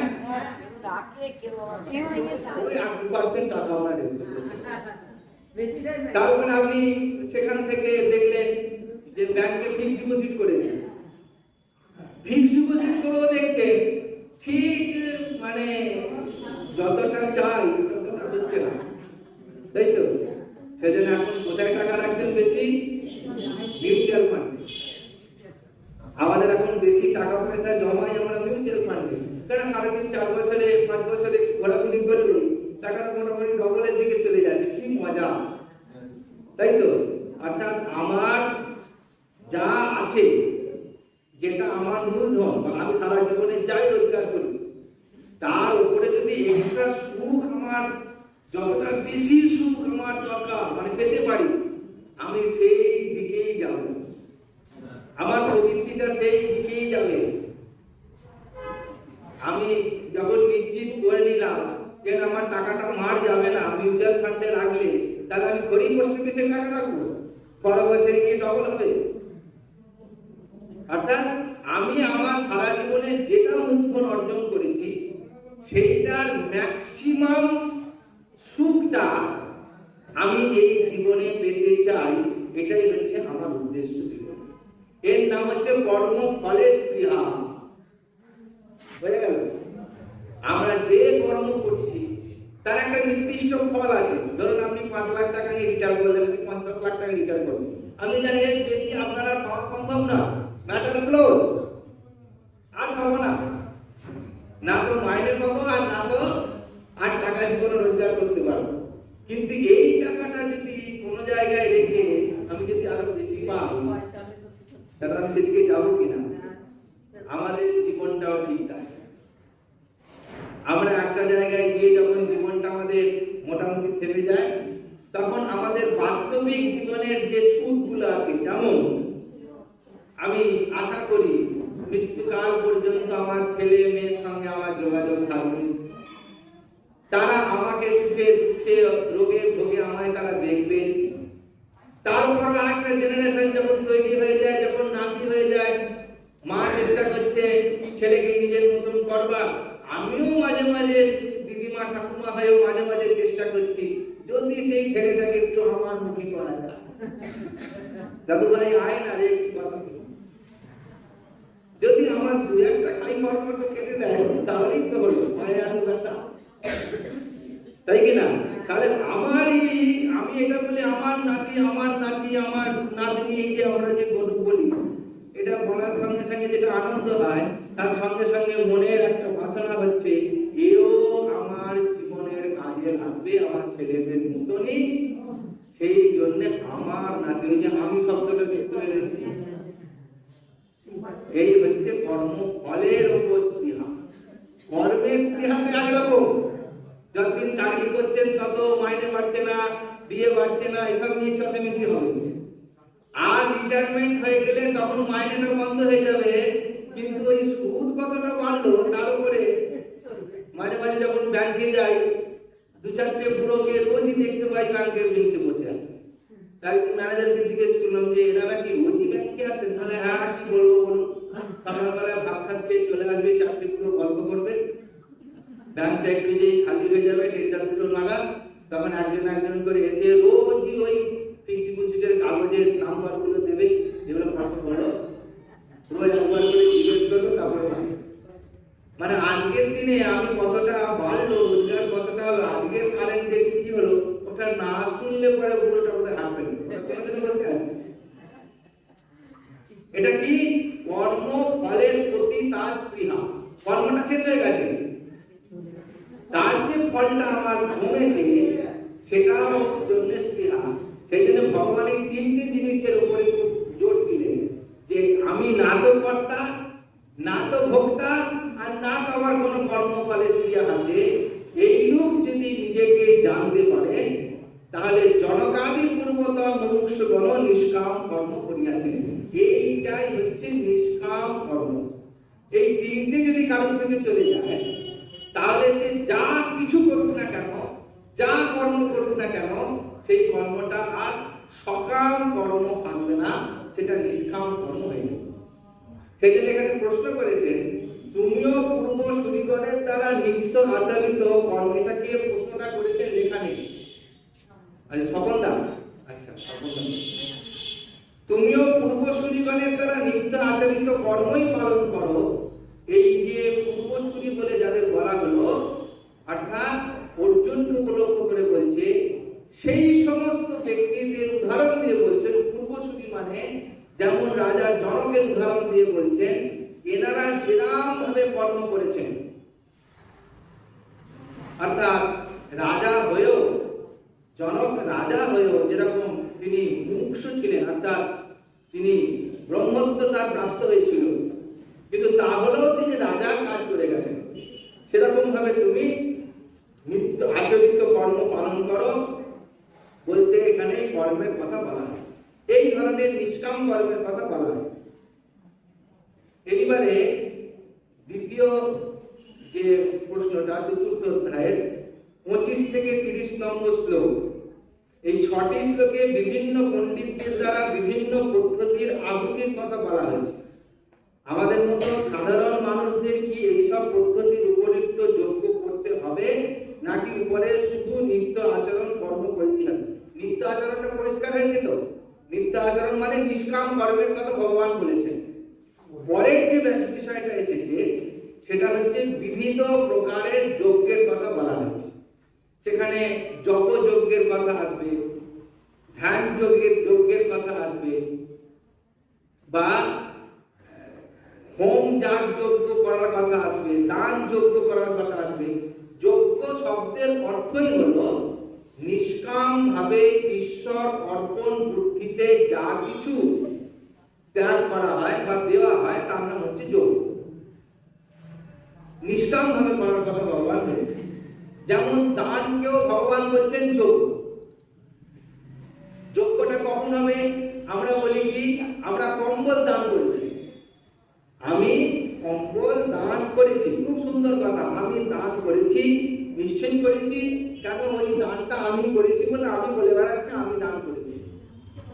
কিন্তু এই দানটা যখন নিষ্কাম হয়ে যাবে, অর্থাৎ আমি দান করেছি বলে এই ম্যাটারটাই আমার মাথা থেকে চলে যাবে, ঈশ্বর অর্পণ বুদ্ধিতে চলে যাবে, তখন সেই দানটা হয়ে যাবে যজ্ঞ। যদি আমি এরকম ভেবে নিই যে আমি বাড়িতে যে টাকাটা নিয়ে এলাম সেই টাকাটা অন্য কারোর কাছে ছিল, আমি এই শরীরটা দিয়ে বা বুদ্ধি দিয়ে বা মন দিয়ে কিছু পরিশ্রম করেছি, সেই পরিশ্রম করবার জন্য আমাকে খেতে দিয়েছে, পড়তে দিয়েছে, তার জন্য কিছু খাওয়া দাওয়ার জন্য কিছু অর্থ দিয়েছে। অর্থাৎ এই টাকাটা যেটা দিয়েছে, আমি খাবার পরে যেটা অতিরিক্ত হবে সেইটা আর আমার নয়। আপনি ধরুন এক থালা ভাত নিয়ে আপনাকে কেউ খেতে দিলে এক থালা ভাত দিল, রান্না করা ভাত দিয়েছে, তার সঙ্গে তরি তরকারি দিয়েছে, নেমন্তন্ন বাড়িতে খেতে গেছে, সিস্টেম করেছে যে একদম থালা সাজিয়ে আপনাকে দেওয়া।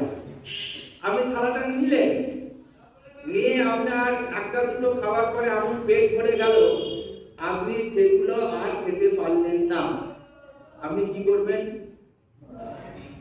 কি করবেন? পলিথিন নিয়ে গেছেন? হ্যাঁ, মাছটা পেয়েছেন, কাঁটাগুলো পলিথিন করে বাড়ি নিয়ে আসবেন নাকি? হ্যাঁ, কি করবেন? এই জগতে মানুষ ছাড়া যে কোনো পশু পাখিকে দেখুন আপনি এক নিয়মে চলে।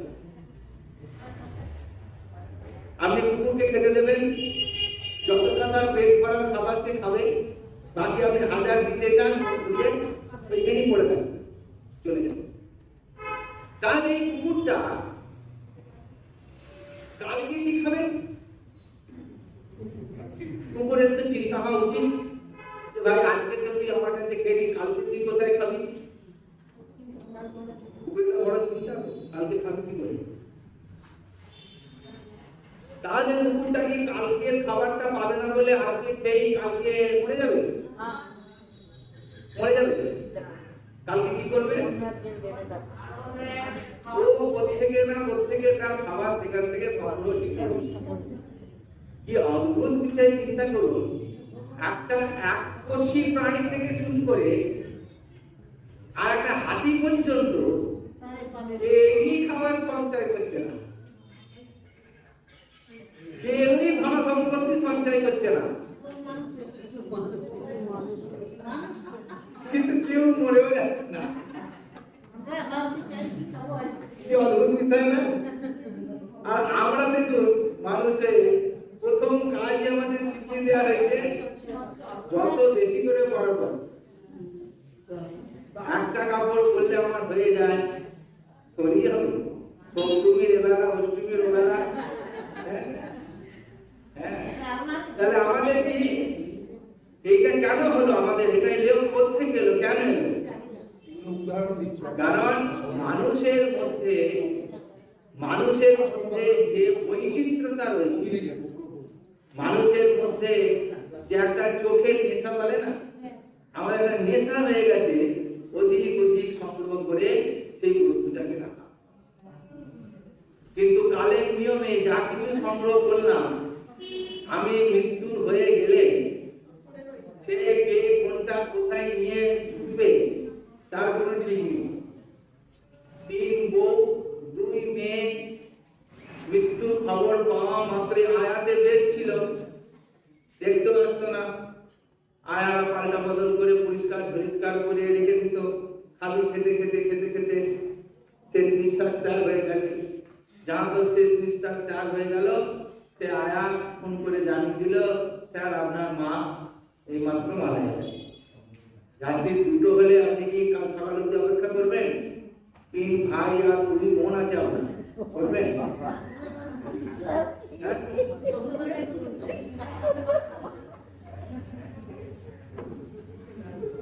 আমি একটা খুব বাস্তব জিনিস দেখেছি, বলেছি, এক খুব বড় লোকের বাড়ি, গিন্নি এরকম খাবি খাচ্ছে, তার 3 মেয়ে, কোনো ছেলে নেই। তো খাবি খাচ্ছে, মোটামুটি আজ রাত্রি বেরোবে কিনা সন্দেহ। সেই বাড়িতে আমি গেছি, কোনো কারণে সেই বৃদ্ধাকে দেখতে গেছি। পাশের ঘরে দেখলাম 3 জামাই বসে আছে, তারা চা খাচ্ছে, আর সব খাচ্ছে। এক ঝলক দেখলাম ভালো। 3 মেয়েকে দেখলাম মায়ের কাছে দাঁড়িয়ে আছে। 3 মেয়ে এই ঘরে আলোচনা হচ্ছে, আর মাঝে মাঝে এদিক ওদিক তাকাচ্ছে। আমি একটু মাথায় হাতটা তুলিয়ে দিয়ে নারায়ণের নাম মন্ত্র করে দিয়ে আসছি। আসার সময়তে একটু কানে এসে গেল, 3 জামাইয়ের পাশে আলোচনা হচ্ছে যে দাদা তুমি যাই বলার তাই বলো, মায়ের কিন্তু এই কানের যে জোরটা আছে না, ওটা শুনে চলে এলো। জড়াটা এখনো মানে মরলে ওটা নেমে আসবে, সে মরে গেলে ওটা কে নেবে তার ঠিক নেই, কিন্তু এখন ওটা আমার চাই। এই যে আমাদের একটা চাহিদা ভেতরে রয়ে যাচ্ছে, এই যে স্পৃহাবোধ, সেই জন্যে এইগুলোই বাস্তব। সেই জন্য বলছে যে 6টি শ্লোকে পণ্ডিতেরা বিভিন্ন যজ্ঞের কথা বলেছে। সেজন্য যে এটা হচ্ছে কেন বিভিন্ন যজ্ঞ, কেন না রুচি অনুযায়ী যজ্ঞ হয়েছে। রুচি অনুযায়ী আপনার যেটা করতে ভালো লাগে সেইটাই আপনি করবেন। আপনার যদি জব করতে ভালো লাগে তাহলে আপনি জব করবেন। এই আপনারা একজন মহারাজের নাম খুব শোনেন এখন ইদানিং, কার্তিক মহারাজের নাম শোনেন তো, টিভিতে হতে হয়। তো কার্তিক মহারাজের ভারত সেবা সংঘের মহারাজ প্রদীপ্তানন্দজি মহারাজ, অনেক কারণেই ঘনিষ্ঠতা আছে। একসঙ্গে আমরা অনেক রাত্রিও একসঙ্গে কাটিয়েছি গল্প করতে করতে, বলতে গেলে বাইরে এক বিছানায় আমরা শুয়ে গল্প করে কাটিয়েছি, এরকম অনেক কিছু জানা শেখার আছে। তো উনি একদিন বললেন যে জানেন মহারাজ, যখন প্রথম সাধু এসে আমাদের ব্যাচে, ওদের অনেকজন করে সাধু হয় ভারত সেবা সংঘের রামকৃষ্ণ আশ্রমে, ওদের ব্যাচ করে। তা আমাদের ব্যাচে আমরা 7 জন একসঙ্গে সাধু হওয়ার জন্য এসেছি। আমাদের ট্রেনিং চলছে 7 জন, যাদেরকে সিনিয়র মহারাজের কাছে পাঠানো হয়েছে 7 জনকে, যাদের ট্রেনিং দাও সাধু করবার। আবার আগে বিভিন্ন চলে 12 বছর বিভিন্ন রকমের ট্রেনিং চলে সাধু। তো আমাকে একদিন জিজ্ঞেস করছে যে প্রত্যেককে সাধু মহারাজ জিজ্ঞেস করছেন যে আচ্ছা তুমি এসেছো, তোমার কি ভালো লাগে? তোমার জব করতে ভালো লাগে, তোমার পড়তে ভালো লাগে, তোমার চাষের কাজ করতে ভালো লাগে, তোমার কি ভালো লাগে? তো বেশিরভাগ সবাই বলছে সাধু হওয়ার জন্য এসছে, তো নতুন নতুন, যে মহারাজ আমার জব করতে ভালো লাগে। ঠিক আছে, খুব ভালো কথা, যাও তুমি জবের ঘরে চলে যাও। জবের ঘর সুন্দর একটা নিস্তব্ধ ঘর, ওখানে তুমি তোমার একটা আসন বেছাবে, ওখানে বসে জব করো। আর খাবার সময় হলে একটা বেল বাজানো হবে, তুমি খেতে আসবে, আবার একটু বিশ্রাম নিয়ে আবার জব করতে চলে যাবে। তুমি জবই করবে, আর কিছু করতে হবে। জব করতে ঢুকিয়ে দিয়েছে, আর ওই ঘরেতে দুটো ফুটো করা আছে, আর একজন লোককে ঠিক করা আছে, সে ঘন্টায় ঘন্টায় গিয়ে ফুটো দিয়ে দেখে আসবে সে কি করছে। তখন কার্তিক মহারাজ বলছেন যে আমি জব করছি, খানিকক্ষণ বেশ টানটানে জব করলাম, তারপরে কোথায় ঘুমিয়ে পড়বো। ঘুমিয়ে পড়ে বেশ দিব্যি দেখলাম বসে বসে নাক ডাকছি, ওরা নাক ডাকতে ডাকতে ঘুম হয়ে গেল। দেখলাম আমি নাক ডাকছি, আবার টান টানে বসে পড়লাম জব করে। আমি জব করেছি, কে বা দেখেছে আমার।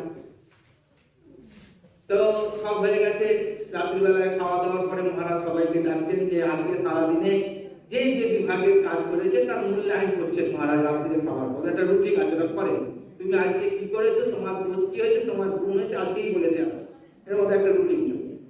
তখন আমাকে ডেকেছে, ডেকে বলে আচ্ছা কার্তিক, তুমি যে বসে বসে জব করছিলে, তা তুমি তো দেখলাম বেশ ভালোই রাত্রে ঘুমাতে পারো।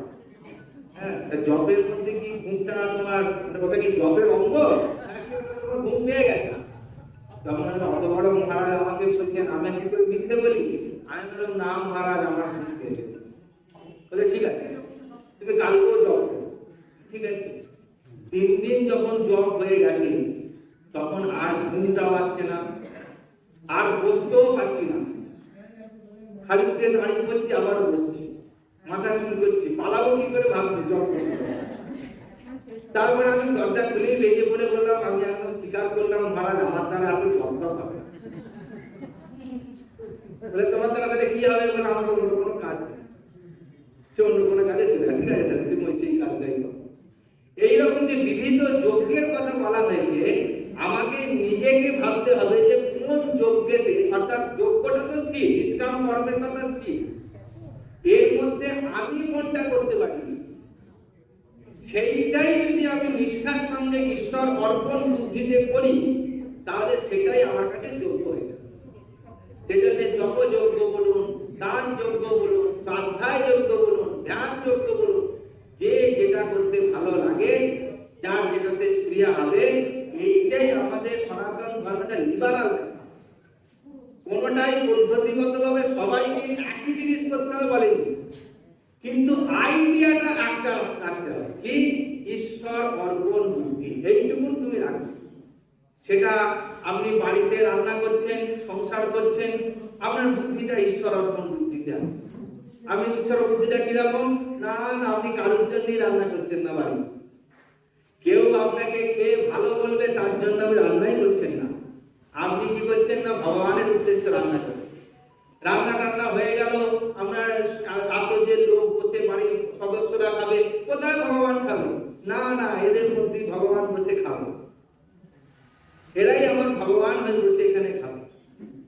এই যে একটা সব কাজটাই যদি ঈশ্বর অর্পণ বুদ্ধিতে হয়। বাড়িতে আপনি পায়খানার প্যান পরিষ্কার করুন, ঈশ্বর অর্পণ বুদ্ধিতে করবেন। আমাদের আশ্রম মঠ মন্দিরে শেখানো হয় যে মন্দির পরিষ্কার আর বাথরুম পরিষ্কারের বুদ্ধি আর হতে হবে। বাথরুমটা পরিষ্কার করবার সময় জানবে এটা অর্ধনারীশ্বরের বাথরুম, সেটাকে পরিষ্কার পরিচ্ছন্ন রাখতে হবে। মন্দিরের ঘরটা অর্ধনারীশ্বরের ঘর, তুমি যে ঘরটায় শুচ্ছ সেটা অর্ধনারীশ্বরের ঘর। এইভাবে সমস্ত বিষয়, এমনকি হাতা খুন্তি চামচ পর্যন্ত অর্ধনারীশ্বরের। সেই জন্য সেটাকেও চকচকে ধোয়া মাজা সুন্দর করে রাখতে হবে। আমাদের মহারাজ বলতেন যে বাসন মানে রান্না করতে করতে হয়তো চা করছি, চামচিটা মাটিতে পড়ে গেল, আওয়াজ হলো, পড়ে গেল। মহারাজ ওইটা একদিন মাথায় ঢুকিয়ে দিয়েছিলেন যে ওইটা না অর্ধনারীশ্বরের চামচি, ওটা তোমারও নয় আমারও নয়, যত্ন করে ওটাকে ব্যবহার করো। প্রত্যেকটা জিনিসের প্রতি যদি আমরা যত্ন করে ঈশ্বরের জিনিস বলে ব্যবহার করি, তাহলে পরে সেই জিনিসটা হয়ে যায় যোগ্য, ঈশ্বর অর্পণ হয়ে যায়। আর তার জন্য আলাদা করে আমাদের কাপড় ছাড়তে হবে না, আলাদা করে আমাদের ঘরও ছাড়তে হবে না, আশ্রমে গিয়ে থাকতে হবে না, পাহাড়ে যেতে হবে না, জঙ্গলে যেতে হবে না। যেটা ভগবানের গীতাতে বলেছেন, তুমি যে যে কাজের মধ্যে ব্রতী হয়ে আসো সেই কাজটাই তুমি ঈশ্বর অর্পণ বুদ্ধিতে করবে, তাহলেই তোমার এই কর্মটা কর্মযোগ হয়ে যাবে। ভগবানের সাথে সঙ্গে নিত্য যুক্ত উপাসতে এইটা এসে যাবে। আলাদা করে ঠাকুর ঘর তখন আর থাকবে না, রান্নাঘরটাও ঠাকুর ঘর, শোবার ঘরটাও ঠাকুর ঘর, ডাইনিংটাও ঠাকুর ঘর, সবটাই তখন ঠাকুরের ঘর। আমাদের সেই কনসেপ্ট আমাদের ছোট ভাই এসে শেখানো। দরজা খুলে সকালবেলা আগে দরজার দোর গোড়াকে পরিষ্কার করো, বাসি কাপড় টাপড় ছেড়ে ফেলো, ধোয়া কাপড় পরো, কমসে কম আগে নিজেকে ভালো করে পরিষ্কার করে দাঁত মুখ বেজে ঠাকুর ঘরে গিয়ে প্রণাম করো। বাড়ির প্রত্যেকটা বড় সদস্যকে ছবিগুলোতে প্রণাম করো, যারা চলে গেছে, যারা আছেন দাদু ঠাকুমা মা যে যা আছেন সবাইকে একবার প্রণাম করো। কেন? এই প্রণামের মধ্যে দিয়ে এরা প্রত্যেকেই ঈশ্বর হয়ে তোমার সামনে রয়েছে। এই বুদ্ধিটা মা বলে নয়, বাবা বলে নয়, দাদু বলে নয়, প্রণামটা করছে আমি কাকে? হৃদয়ে অর্জুন তিষ্ঠতি, সবার ভিতরে ভগবান আছে, তাকে প্রণাম করছে। এইটাই তখন আমাদের জীবন চর্চাটাই একটা যোগ হয়ে গেল। এটা হলো এই প্রশ্নটা হলো। আর আছে কথা? হ্যাঁ হ্যাঁ,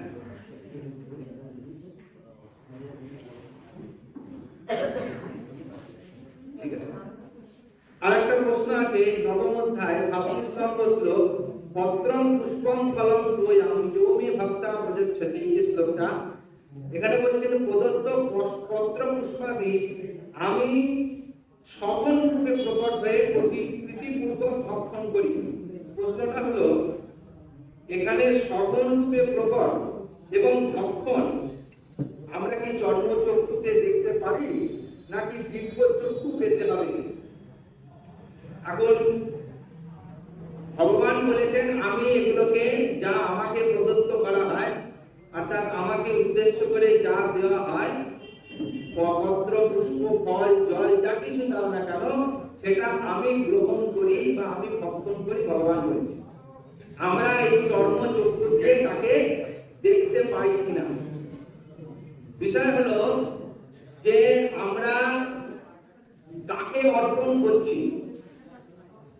আমরা যদি মনে করি যে আমরা ভগবানকে উদ্দেশ্য করে অর্পণ করছি আর ভগবান সেটা গ্রহণ করছেন, এই বুদ্ধিটা যদি আমাদের কাছে শুদ্ধ বুদ্ধি হয়, তাহলে পরে ভগবান সেটা গ্রহণ করবেন। বুদ্ধিটা শুদ্ধি হতে হবে। কি করে গ্রহণ করবেন? না, আমি যেরকম করে ভাবছি, আমার সামনে যে ছবিটা রয়েছে সেই ছবিটা থেকে বেরিয়ে এসে বা যে মূর্তিটা রয়েছে সেটা হঠাৎ করে একটা জীবন্ত হয়ে গিয়ে আমার এগুলোকে বসে বসে খেয়ে নেবে, তা কিন্তু হবে না, সেরকম হবে না।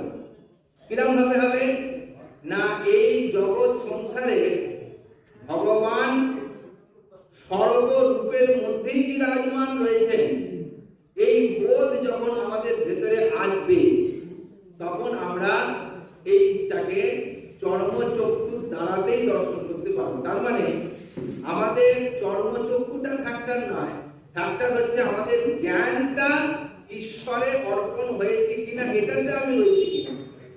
যদি ঈশ্বর সর্বভূতে থাকেন তাহলে পরে সর্বভূতেই তিনি সেটাকে গ্রহণ করবেন, এইটাই হচ্ছে আমাদের অর্পণ। কিন্তু কোনো কোনো ক্ষেত্রে দেখা যায় বা শোনা যায় যে ভগবান সেটাকে এসে গ্রহণ করেছে, সেইগুলোকে বলা হয় ভগবানের লীলা। কোনো না কোনো বিশেষ ভক্তের প্রতি তাকে বলা হয় অনুগ্রহ, তিনি অনুগ্রহপূর্বক সেই লীলা করেছেন, এগুলো আমরা জানি, শুনতে পাই। কিন্তু আমরা যে বাস্তবিক ভাবে আমরা রয়েছি এই চর্মচক্ষু দিয়ে বা এই মন দিয়ে আমরা কিন্তু তাকে দেখতেও পাবো না আর তাকে ধারণাও করতে পারবো। আমাদের এটা যখন শুদ্ধিকরণ হবে তখনই আমরা তাকে দেখতে পাবো এবং তার সঙ্গে ব্যবহার করতে পারবো। আমি সেটা চাইছি কিনা সেটা আগে আমাকে ঠিক করতে হবে। সত্যি কি আমি ভগবানকে খাওয়াতে চাইছি? সত্যি কি আমি ভগবানকে পেতে চাইছি? সত্যি কি আমি অনন্যাস চিন্তায়ন্তমান হতে পেরেছি? সত্যি কি সমস্ত যুক্ত আমি হতে পেরেছি? যদি হই তাহলে পরে সেটা সম্ভব, তা না হলে সেটা আমাদের লৌকিক ব্যবহারই হবে। আর একটা প্রশ্ন আছে 22 নম্বর শ্লোক নবম অধ্যায়, তেষাং নিত্য বিযুক্তানাম যোগক্ষেমং বহাম্যহম। সেই নিত্য সমাহিত মুমুক্ষুগণের যোগক্ষেম আমি স্বয়ং বহন করি, একটু যদি বিস্তারে ব্যাখ্যা করেন। অর্থাৎ যোগ এবং ক্ষেম, অর্থাৎ একটা হচ্ছে ইহলৌকিক আর একটা হচ্ছে পারলৌকিক। অর্থাৎ আমরা এই জীবনে যেটাকে অর্জন করলাম তার নাম হচ্ছে প্রাপ্ত বস্তু, যেটা অপ্রাপ্ত বস্তুকে প্রাপ্ত করার নাম হচ্ছে যোগা। আর যেটা আমি পেলাম প্রাপ্ত বস্তু, তাকে অচিরকাল ধরে সংরক্ষিত থাকবে, এর নাম হচ্ছে ক্ষেম। বুঝা গেল? যোগা ক্ষেম। অর্থাৎ যেটা পেলাম এই দুটোই তো আমাদের চিন্তার মধ্যে আছে। যে আপনি ধরুন একটা সোনার গয়না তৈরি করলেন, সেটা আপনার কাছে ছিল না, আপনি সেটাকে পেলেন, এর নাম হলো যোগ। তারপর হাতটা পাওয়ার পরে আপনি কি করবেন? হ্যাঁ, আপনি চাইবেন আপনি 10 দিন বাঁচবেন, অন্তত 10 দিন হাতটা আপনার সঙ্গে থাকুক, তাই তো? এর নাম হয়ে গেল ক্ষেম। এই দুটোই কি আপনার হাতে আছে? এটাকে ভালো করে বুঝতে হবে। দুটোই কি আপনার হাতে আছে? না। আপনার পাওয়াটা আপনার হাতে নেই, আর ওটা কালকে দুদিন থাকবে সেটাও আপনার হাতে নেই। তাহলে যেটা আপনার হাতে নেই অথচ আপনি সেইটাকে চাইছেন, কার ভরসায় চাইছেন? কাকের বডিগার্ড করেছেন, কাকের কেয়ারটেকার করেছেন। যাকে কেয়ারটেকার করেছেন তিনি এটাকে রক্ষা করবেন, এটাই হচ্ছে আমাদের কথা। যোগক্ষেমং বহাম্যহম, এইটাই হচ্ছে সেই কথা। অর্থাৎ আমি সেই কেয়ারটেকার হয়ে তোমার এগুলো রক্ষা করব, কেয়ারটেকার। আমরা একটা ধরুন নির্ধন ব্যক্তি, সে রাস্তাতে হঠাৎ করে চলতে গিয়ে দেখলে একটা পুঁটলি পড়ে আছে। সে পুঁটলিটা দেখে তার খুব সন্দেহ হলো, সে পুঁটলিটাকে খুলে দেখলো তার মধ্যে ঠাসা টাকা। সে টাকাটা দেখে কি করলো? ভয় পেয়ে গেল। তারপরে এদিক ওদিক তাকিয়ে দেখলো যে তার চোখটাকে দেখে নিচ্ছে। সে তখন কি করবে? সেই টাকার পুঁটলিটাকে নিয়ে নিজের বাড়ি গেল। এবার বলুন, যে লোকটা সকালবেলায় যা হোক তা হোক করে একটুখানি পান্তা ভাত খেয়ে কাজে বেরিয়ে যায় ভোর হতে না হতে, সারাদিন আর পরিশ্রম করে 200 টাকা 300 টাকা রোজগার করে বাড়িতে ফিরে আসে, আবার ক্লান্ত শরীরে যা হোক একটু ভাত ফুটিয়ে খেয়ে কোনো ক্রমে ঘুমিয়ে পড়ে। এমন একটা লোক যদি অতগুলো একটা বস্তা পেয়ে যায় টাকা, পরের দিন সকালে বেরোবে? সে যদি বাড়ির বাইরেও যায়, ওই পুঁটলিটাই তার মনের মধ্যে ফাঁসবে যে ওটা কেউ চুরি করে নিয়ে গেল না তো। এই সেটা কালকে অবধি সংরক্ষিত থাকবে কিনা সেটা আমার পরিষ্কার জানা নেই। সেই জন্য ঈশ্বরকে অর্পণ করা, যদি আমরা সব জিনিসটা গ্রহণ করি, তাহলে পরে তিনি সেই আমার ইহকাল বড়কাল সব কিছু ঈশ্বর অর্পণ করে দিই, শুদ্ধ বুদ্ধির দ্বারা ঈশ্বর অর্পণ করে দিই, তাহলে তিনি আমার সমস্ত, এটা তো একটা টাকার উদাহরণ দিলাম, আমার ভালো কর্ম যেগুলো আমি করেছি সেগুলো পর্যন্ত তিনি রক্ষা করবেন। এই জন্য যোগক্ষেমং মহাম্যহম, মহাম্যহম মানে আমি বহন করি। ভগবান বলছেন আমি বহন করি। বহন করা মানে একটা লোক চললে তার পিঠে যদি একটা কিছু দিয়ে দেওয়া হয়, সে চলতে থাকে জিনিসটা নিয়ে, তাকে বলা হয় বহন করা। তার মানে ভগবান ওটাকে নিয়ে চলছেন। কিরম ভাবে চলছেন? আমার সঙ্গে সঙ্গেই তিনি চলছেন। কতদিন চলবেন? যতদিন ওই বস্তুটা না আমাকে আবার উনি দেন, ততদিন নিয়ে চলবেন। আমরা পুলিশ দিয়ে তাই করি তো, ট্রেন থেকে নেমে ওই ব্যাগটা বইতে পারি না, একটা পুলি ডাকি, তার সঙ্গে রক্ষা করি, করে তার মাথার উপরে চাপিয়ে দিই, দিয়ে বলি চল। কত দূর যাবে? আমি ওই স্টেশনটা পেরিয়ে যখন গাড়িতে উঠবো, তখন সে সেটা আমাকে, সেরকম ভাবে ভগবান ওই কর্মটা আমাদের বহন করে নিয়ে চলে। যখনই আমরা ওটাকে ভোগ করতে চাইবো, তখনই তিনি সেইটা আমাদের আবার, সেই জন্য বলেছেন মহাম্যহম। ভগবান আমাদের কোনো কিছু দেনও না, দদাম্যহম তাহলে হতো, যোগক্ষেমং দদাম্যহম হতো। ভগবান আমাদের কিচ্ছুটি দেন না। ভগবান আমাদের একজন খুব এখনকার দিনের ফেসবুকে তার ইয়ে আছে, ওই আমাদের সিয়ারাম বাবা 110 বছর বেঁচে ছিলেন, শরীর ত্যাগ হলো কিছুদিন আগে। খুব নির্লিপ্ত থাকতেন, একটা বোপিং হয়ে পড়ে তিনি সেই বাচ্চাকাল থেকে একভাবে রয়ে গেছেন এত দীর্ঘ জীবন। তো আমরা কিছু কিছু কথা আজকাল ফেসবুকে আছে, একটা সুন্দর কথা এলো শুনলাম। একজন এসেছে বলছে বাবা আমাকে আশীর্বাদ করুন। তো উনি তখন উত্তরে বলছেন যে আশীর্বাদ কেউ কাউকে করতে পারে না, তোমার কর্মই তোমার কাছে আশীর্বাদ হয়ে আছে, তোমার কর্মই তোমার কাছে অভিশাপ হয়ে আছে। কি অদ্ভুত কথা! সত্যি তো তাই। আমি খারাপ কাজ করে যাব আর আমাকে বলবে আপনি আশীর্বাদ করুন। একজন খুব খারাপ কাজ করেছে, মহাপুরুষের কাছে গেছে, গিয়ে বলছেন বাবা আমাকে আশীর্বাদ করুন। সে বললে হ্যাঁ বাবা তোমার মঙ্গল হোক। সে বললো যা, সাধু বাবা বলে দিয়েছে আমার মঙ্গল হবে। পরের দিন এসে দেখলো ঘুম থেকে উঠে তার পাটা খানিকটা ফুলে গেছে, লাল হয়ে গেছে, তার পায়ে গোদ দেখা দিয়েছে। সে বললো কালকে বাবা আশীর্বাদ করলো আর আজকে আমার পায়ে গোদ হয়ে গেল, কি আশীর্বাদ করলো, আমার কি মঙ্গল হলো? আবার ছুটে গেছে বাবার কাছে, সাধু বাবাকে গিয়ে বলছে বাবা আপনি আমায় কি আশীর্বাদ করলেন? বললেন মঙ্গল হোক, তা আমার পায়ে যে বড় গোদ হয়ে গেল। তখন বললেন তখন সাধু মহারাজ বলছে ওটাই তো তোমার মঙ্গল হলো। বলছে কি মঙ্গল হলো? বলে যা তুমি পাপ কর্ম করেছো, তোমার বহু জন্ম ধরে পাপটা ভোগ করতে হতো, আমি তোমার আশীর্বাদ এমন করলাম এই জন্মেই তুমি সেই পাপটা ভোগ করে যাবে, তাহলে তোমার শুদ্ধ হয়ে যাবে। সেই জন্য তোমায় বললাম তোমার মঙ্গল। তার মানে আমি যা কর্ম ভালো করি মন্দ করি সেইটাই আমার কাছে ফিরে আসবে আমার ভবিতব্য হয়ে। এটাই হচ্ছে আমাদের কাছে আসে। আর একটা লাস্ট প্রশ্ন আছে, আমার একটা জিজ্ঞাসা, এখানে কেউ নাম লেখেন, দান মহৎ ধর্ম, তাহলে বর্তমানে দেহদান বিভিন্ন অঙ্গদান এগুলো কি ঠিক? বিজ্ঞান বলছে মৃত্যুর পর দেহ পুড়ে যায়, কাজেই অঙ্গদান ঠিক। শাস্ত্র মত কি?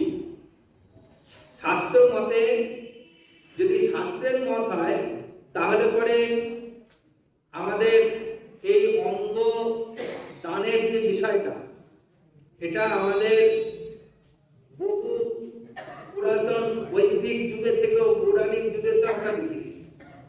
যেমন দেখেছি কি না, গণেশের মাথা কাটা হলো, একটা হাতির মাথা তার সঙ্গে জুড়ে দেওয়া হলো, আর সেই থেকে গণেশের মাথাটা হয়ে গেল। এরকম আরেক ভগবানের অবতার আছে হয়গ্রীব। হয়গ্রীব মাথা কেটে দেওয়া হলো, দিয়ে ঘোড়ার মাথা কেটে তাকে বসিয়ে দেওয়া হলো। তিনি সেইখান থেকে ঘোড়ার মুখে দিয়ে তিনি বেদ বলতে শুরু করলেন। অতএব এই যে অঙ্গ প্রতিস্থাপনের যে বিষয়টা, এটা আমাদের শাস্ত্রে বহু আগে আবিষ্কার করে দেওয়া হয়েছে যে এটা হতে পারে। একটা অন্য জন্তুর অঙ্গ পর্যন্ত আমাদের দেহে যদি সঠিক সময় প্রতিস্থাপন করা যায়, তাহলে পরে তার সেই অঙ্গটা ক্রিয়াশীল হয়ে থাকতে পারে। যেমন আমরা এই চোখ, কান ইত্যাদি দেখি। দুটো মত আমাদের আছে। একটা মত যদি আমরা মানি, সেটা হচ্ছে মৃত্যুর পরে এই দেহটা পঞ্চভূতে বিলীন হয়ে যায়, অতএব সেই বস্তুটা পচনশীল হয়ে যায়। সেইখান থেকে, সেই দেহ থেকে সে নিজেই চলে যায়। তার দেহটা উপরে খেলো কি তাকে পোড়ালো কি তাকে কি করলো কেউ দেখতেও আসে না। অনেক সময় আমরা দেখি, ভগবান না আমাদের দেখা, যে রেলে কাটা পড়েছে, সেই চাকাতে পুরো বডিটা পেস্ট হয়ে গেছে, কিছু খুঁজে পাওয়া যাচ্ছে। আর একজনের মৃত্যুর খবর আমরা সবাই জানেন, রাজীব গান্ধীর মৃত্যু। একটা বোম ফাটলো, তার আদৌ রাজীব গান্ধীর দেহ ছিল কিনা ওটা বোঝা উচিত। এমন খণ্ড বিখণ্ড হয়ে গেল। অতএব যে মারা গেল বা দেহ থেকে দেহত্যাগ হয়ে গেল, তারপরে তার দেহটার কোনো আর কিছু ক্রিয়া থাকে না, কিন্তু তাকে বিধিবৎ শাস্ত্র মতে দহন ক্রিয়া আমাদের সনাতন ধর্মে বলা হয়েছে, বা অন্যান্য ধর্মেতেও একটা বিধি মেনে করার কথা বলা হয়েছে। তাকে পুড়িয়ে দেওয়াই বলুন, ফুটে দেওয়াই বলুন, জলে দেওয়াই বলুন, যে যা বিধি আছে তাকে একটা বিধিবৎ করতে বলা হয়েছে। কারণ বৈজ্ঞানিক দৃষ্টি থেকে সেই পচনশীল পদার্থটার জাল যাতে বেশি না ছড়িয়ে পড়ে, তার জন্য সেই দেহটাকে একটা সৎকার করা এটা। কিন্তু সামাজিক দৃষ্টিতে যদি সেই অঙ্গ কারোর কাজে লাগে, তাহলে পরে সেটা আমাদের শাস্ত্রে স্বীকৃতি আছে। এই যে তিন প্রশ্ন ছিল, হ্যাঁ বিভূতি যোগ দশম অধ্যায় ৩৫ নম্বর শ্লোক, স্বর্গানাম রসস্য মধ্যে চৈবা সমার্জিত। স্বর্গানাম আদি বলতে কি বোঝায়? কত নম্বর শ্লোক বললেন? ৩৫ নম্বর দশম অধ্যায়। দেখে শুনুন, তাহলে সবাই বুঝতে পারবে। দশম অধ্যায় বিভূতি যোগ ৩৫ নম্বর শ্লোকটা হচ্ছে স্বর্গানামাদিরন্তশ্চ মধ্যঞ্চৈবাহমর্জুন অধ্যাত্ম বিদ্যা বিজ্ঞানম বাদ প্রবদতাম্যহম। অর্থাৎ বিভূতি মানে ভগবানের প্রকাশ শক্তির কথা বলছেন। প্রথমে বললেন কি, এই যে অর্থাৎ স্বর্গ, অর্জুনকে বলছেন যে স্বর্গানাম মানে আকাশ আদি যে ঊর্ধ্বলোকের কথা বলা হয়েছে। এই সমস্ত যে কোনো সৃষ্ট যে বস্তু, যা কিছু আমরা চর্মচক্ষুর দ্বারা বা অনুভবের দ্বারা যাকে আমরা সৃষ্ট বলে মানি, অর্থাৎ ভগবানের সৃষ্টি করা, এই সমস্ত আদি উৎপত্তি, অন্ত অর্থাৎ প্রলয় এবং মধ্যাঞ্চ তার স্থিতি, একটা মধ্যম মানে স্থিতি, অর্থাৎ তার উৎপত্তি হওয়া, তার স্থিতি হওয়া এবং তার বিনাশ হওয়া, এই তিনটেই অহম এব, আমি তার মধ্যে বর্তমান রয়েছি। আমি ছাড়া তার সৃষ্টি নেই, আমি ছাড়া তার স্থিতি নেই, আমি ছাড়া তার বিনাশও নেই। অর্থাৎ যা সৃষ্টি হচ্ছে এবং সৃষ্টির পর থেকে বিনাশের পূর্বে পর্যন্ত যতকাল স্থিতি হচ্ছে এবং বিনাশটা হচ্ছে, সবটাই আমার দ্বারাই সম্ভব হচ্ছে। সেই জন্য আর বললেন, এইটাই প্রশ্ন ছিল, পরের লাইনটা ছিল কি, এইটাই প্রশ্ন ছিল। অর্থাৎ তিনি এই যে আমরা একটা সন্তান আমাদের বাড়িতে জন্মালো, সে কতদিন বাঁচবে আর কবে সে তার মৃত্যু হবে, এই সবটাও কিন্তু ভগবান আছেন বলে বা তার উপস্থিতিতেই সেটা সম্ভব, তাছাড়া সেটা সম্ভব নয়। অর্থাৎ জন্মটার কারণও ভগবান, তার বেঁচে থাকার কারণটাও ভগবান, আর তার চলে যাওয়ার কারণটাও ভগবান। আর আমরা সেই যে একটা চক্রবাত চলছে, এটাই হচ্ছে ভগবান কালো চক্র। যে জন্য এই কথাটাই পরের অধ্যায় অর্থাৎ একাদশ অধ্যায় যখন বিশ্বরূপ দেখাচ্ছেন, যখন দেখছেন যে কেউ জন্মাচ্ছে, বড় হচ্ছে, ক্রমশ সে বয়স প্রাপ্ত হচ্ছে, আর হয়ে এসে কি হচ্ছে না ভগবানের মুখের মধ্যে আবার ঢুকে যাচ্ছে। অর্থাৎ ভগবানের একটা যারা সার্কেল চলছে, একটা জিনিস জন্মাচ্ছে, প্রত্যেকটা জীব জন্মাচ্ছে, বড় হচ্ছে, বেড়ে উঠছে, আবার বয়স প্রাপ্ত হচ্ছে, আবার বেঁকে যাচ্ছে, ছুটে যাচ্ছে, আবার ভগবানের মুখের মধ্যে প্রবেশ করছে। একটা মুখ থেকে বেরিয়ে আবার মুখের মধ্যে যে প্রবেশ করছে, এই যে একটা সার্কেল অনবরত চলছে। ভগবান বলছে যে এইটা সবটার মধ্যে আমি বর্তমান। অর্জুন প্রশ্ন করলে এই বিষয়টাকে নিয়ে বলে, এটা তাহলে তোমার কিরাম রূপ? ভগবান তখন বলছেন, এটা আমার কাল স্বরূপ রূপ। কাল মানে হচ্ছে সময়, টাইম। আপনি সেটাকে হাজার চেষ্টা করলেও ধরে রাখতে পারবেন না। আমি তো চেয়েছিলাম আমার চুলটা না পাকুক,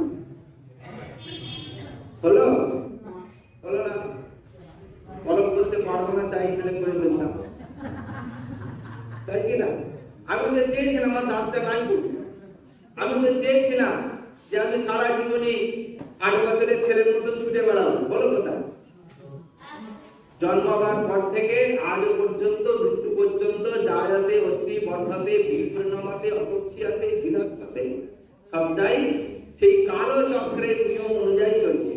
আর ভগবান বলছেন, আমি সেই কালো স্বরূপ, সময়, ভূত, ভবিষ্যৎ, বর্তমান রূপে আমি রয়েছি। সেই জন্য এই কথাটা ছিল। আমরা হ্যাঁ বলুন।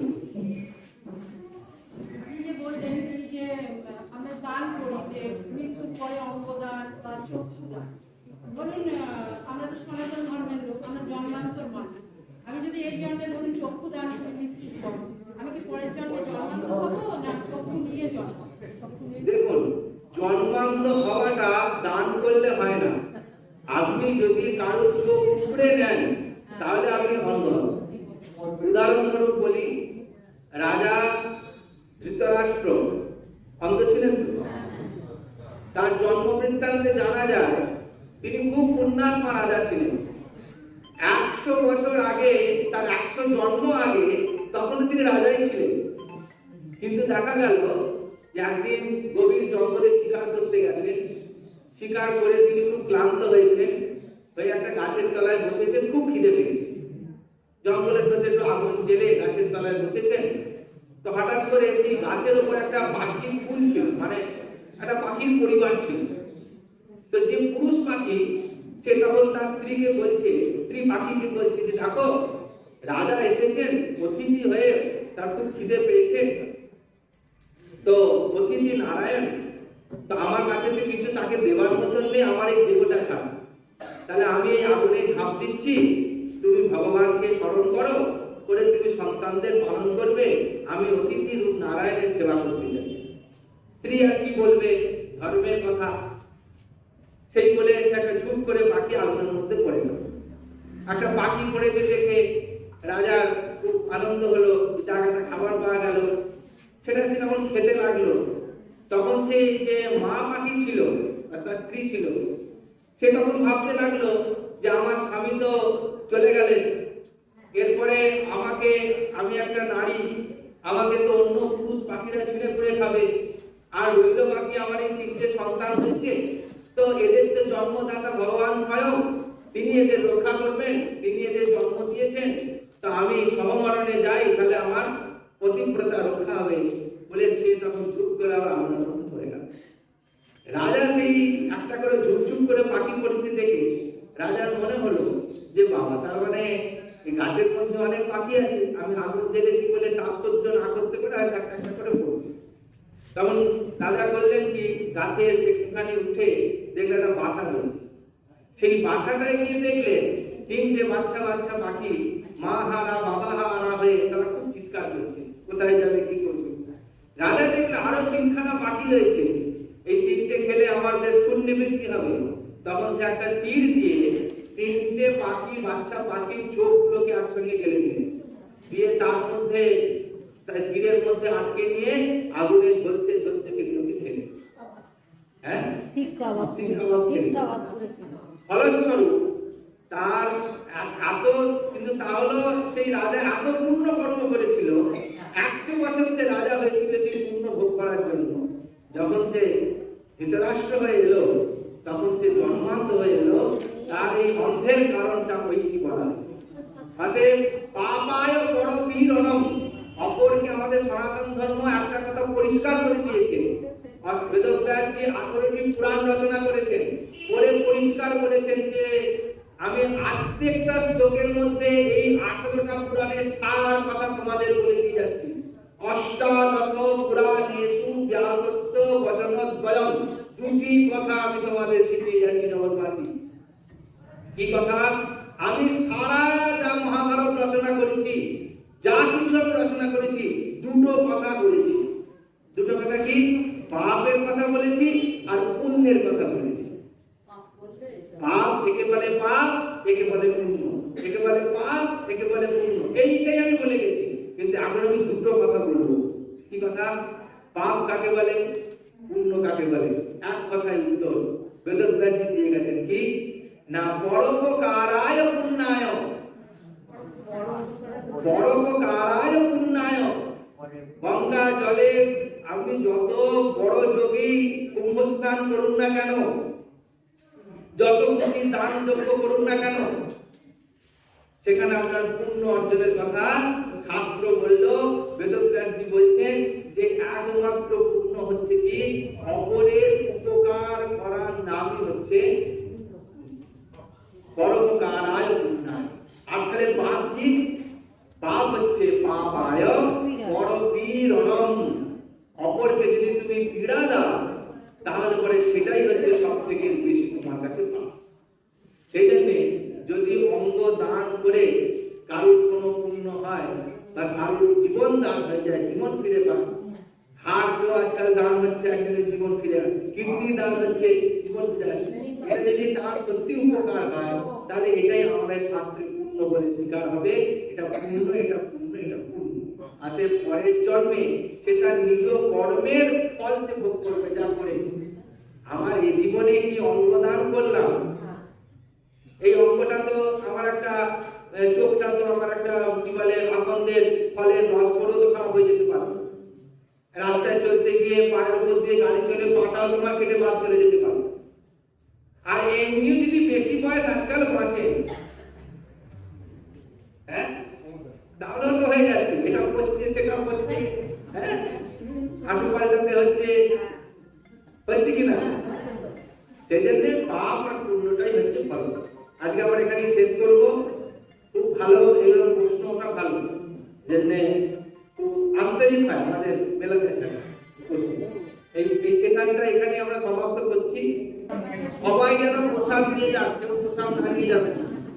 ও প্রণাম প্রণাম প্রণাম প্রণাম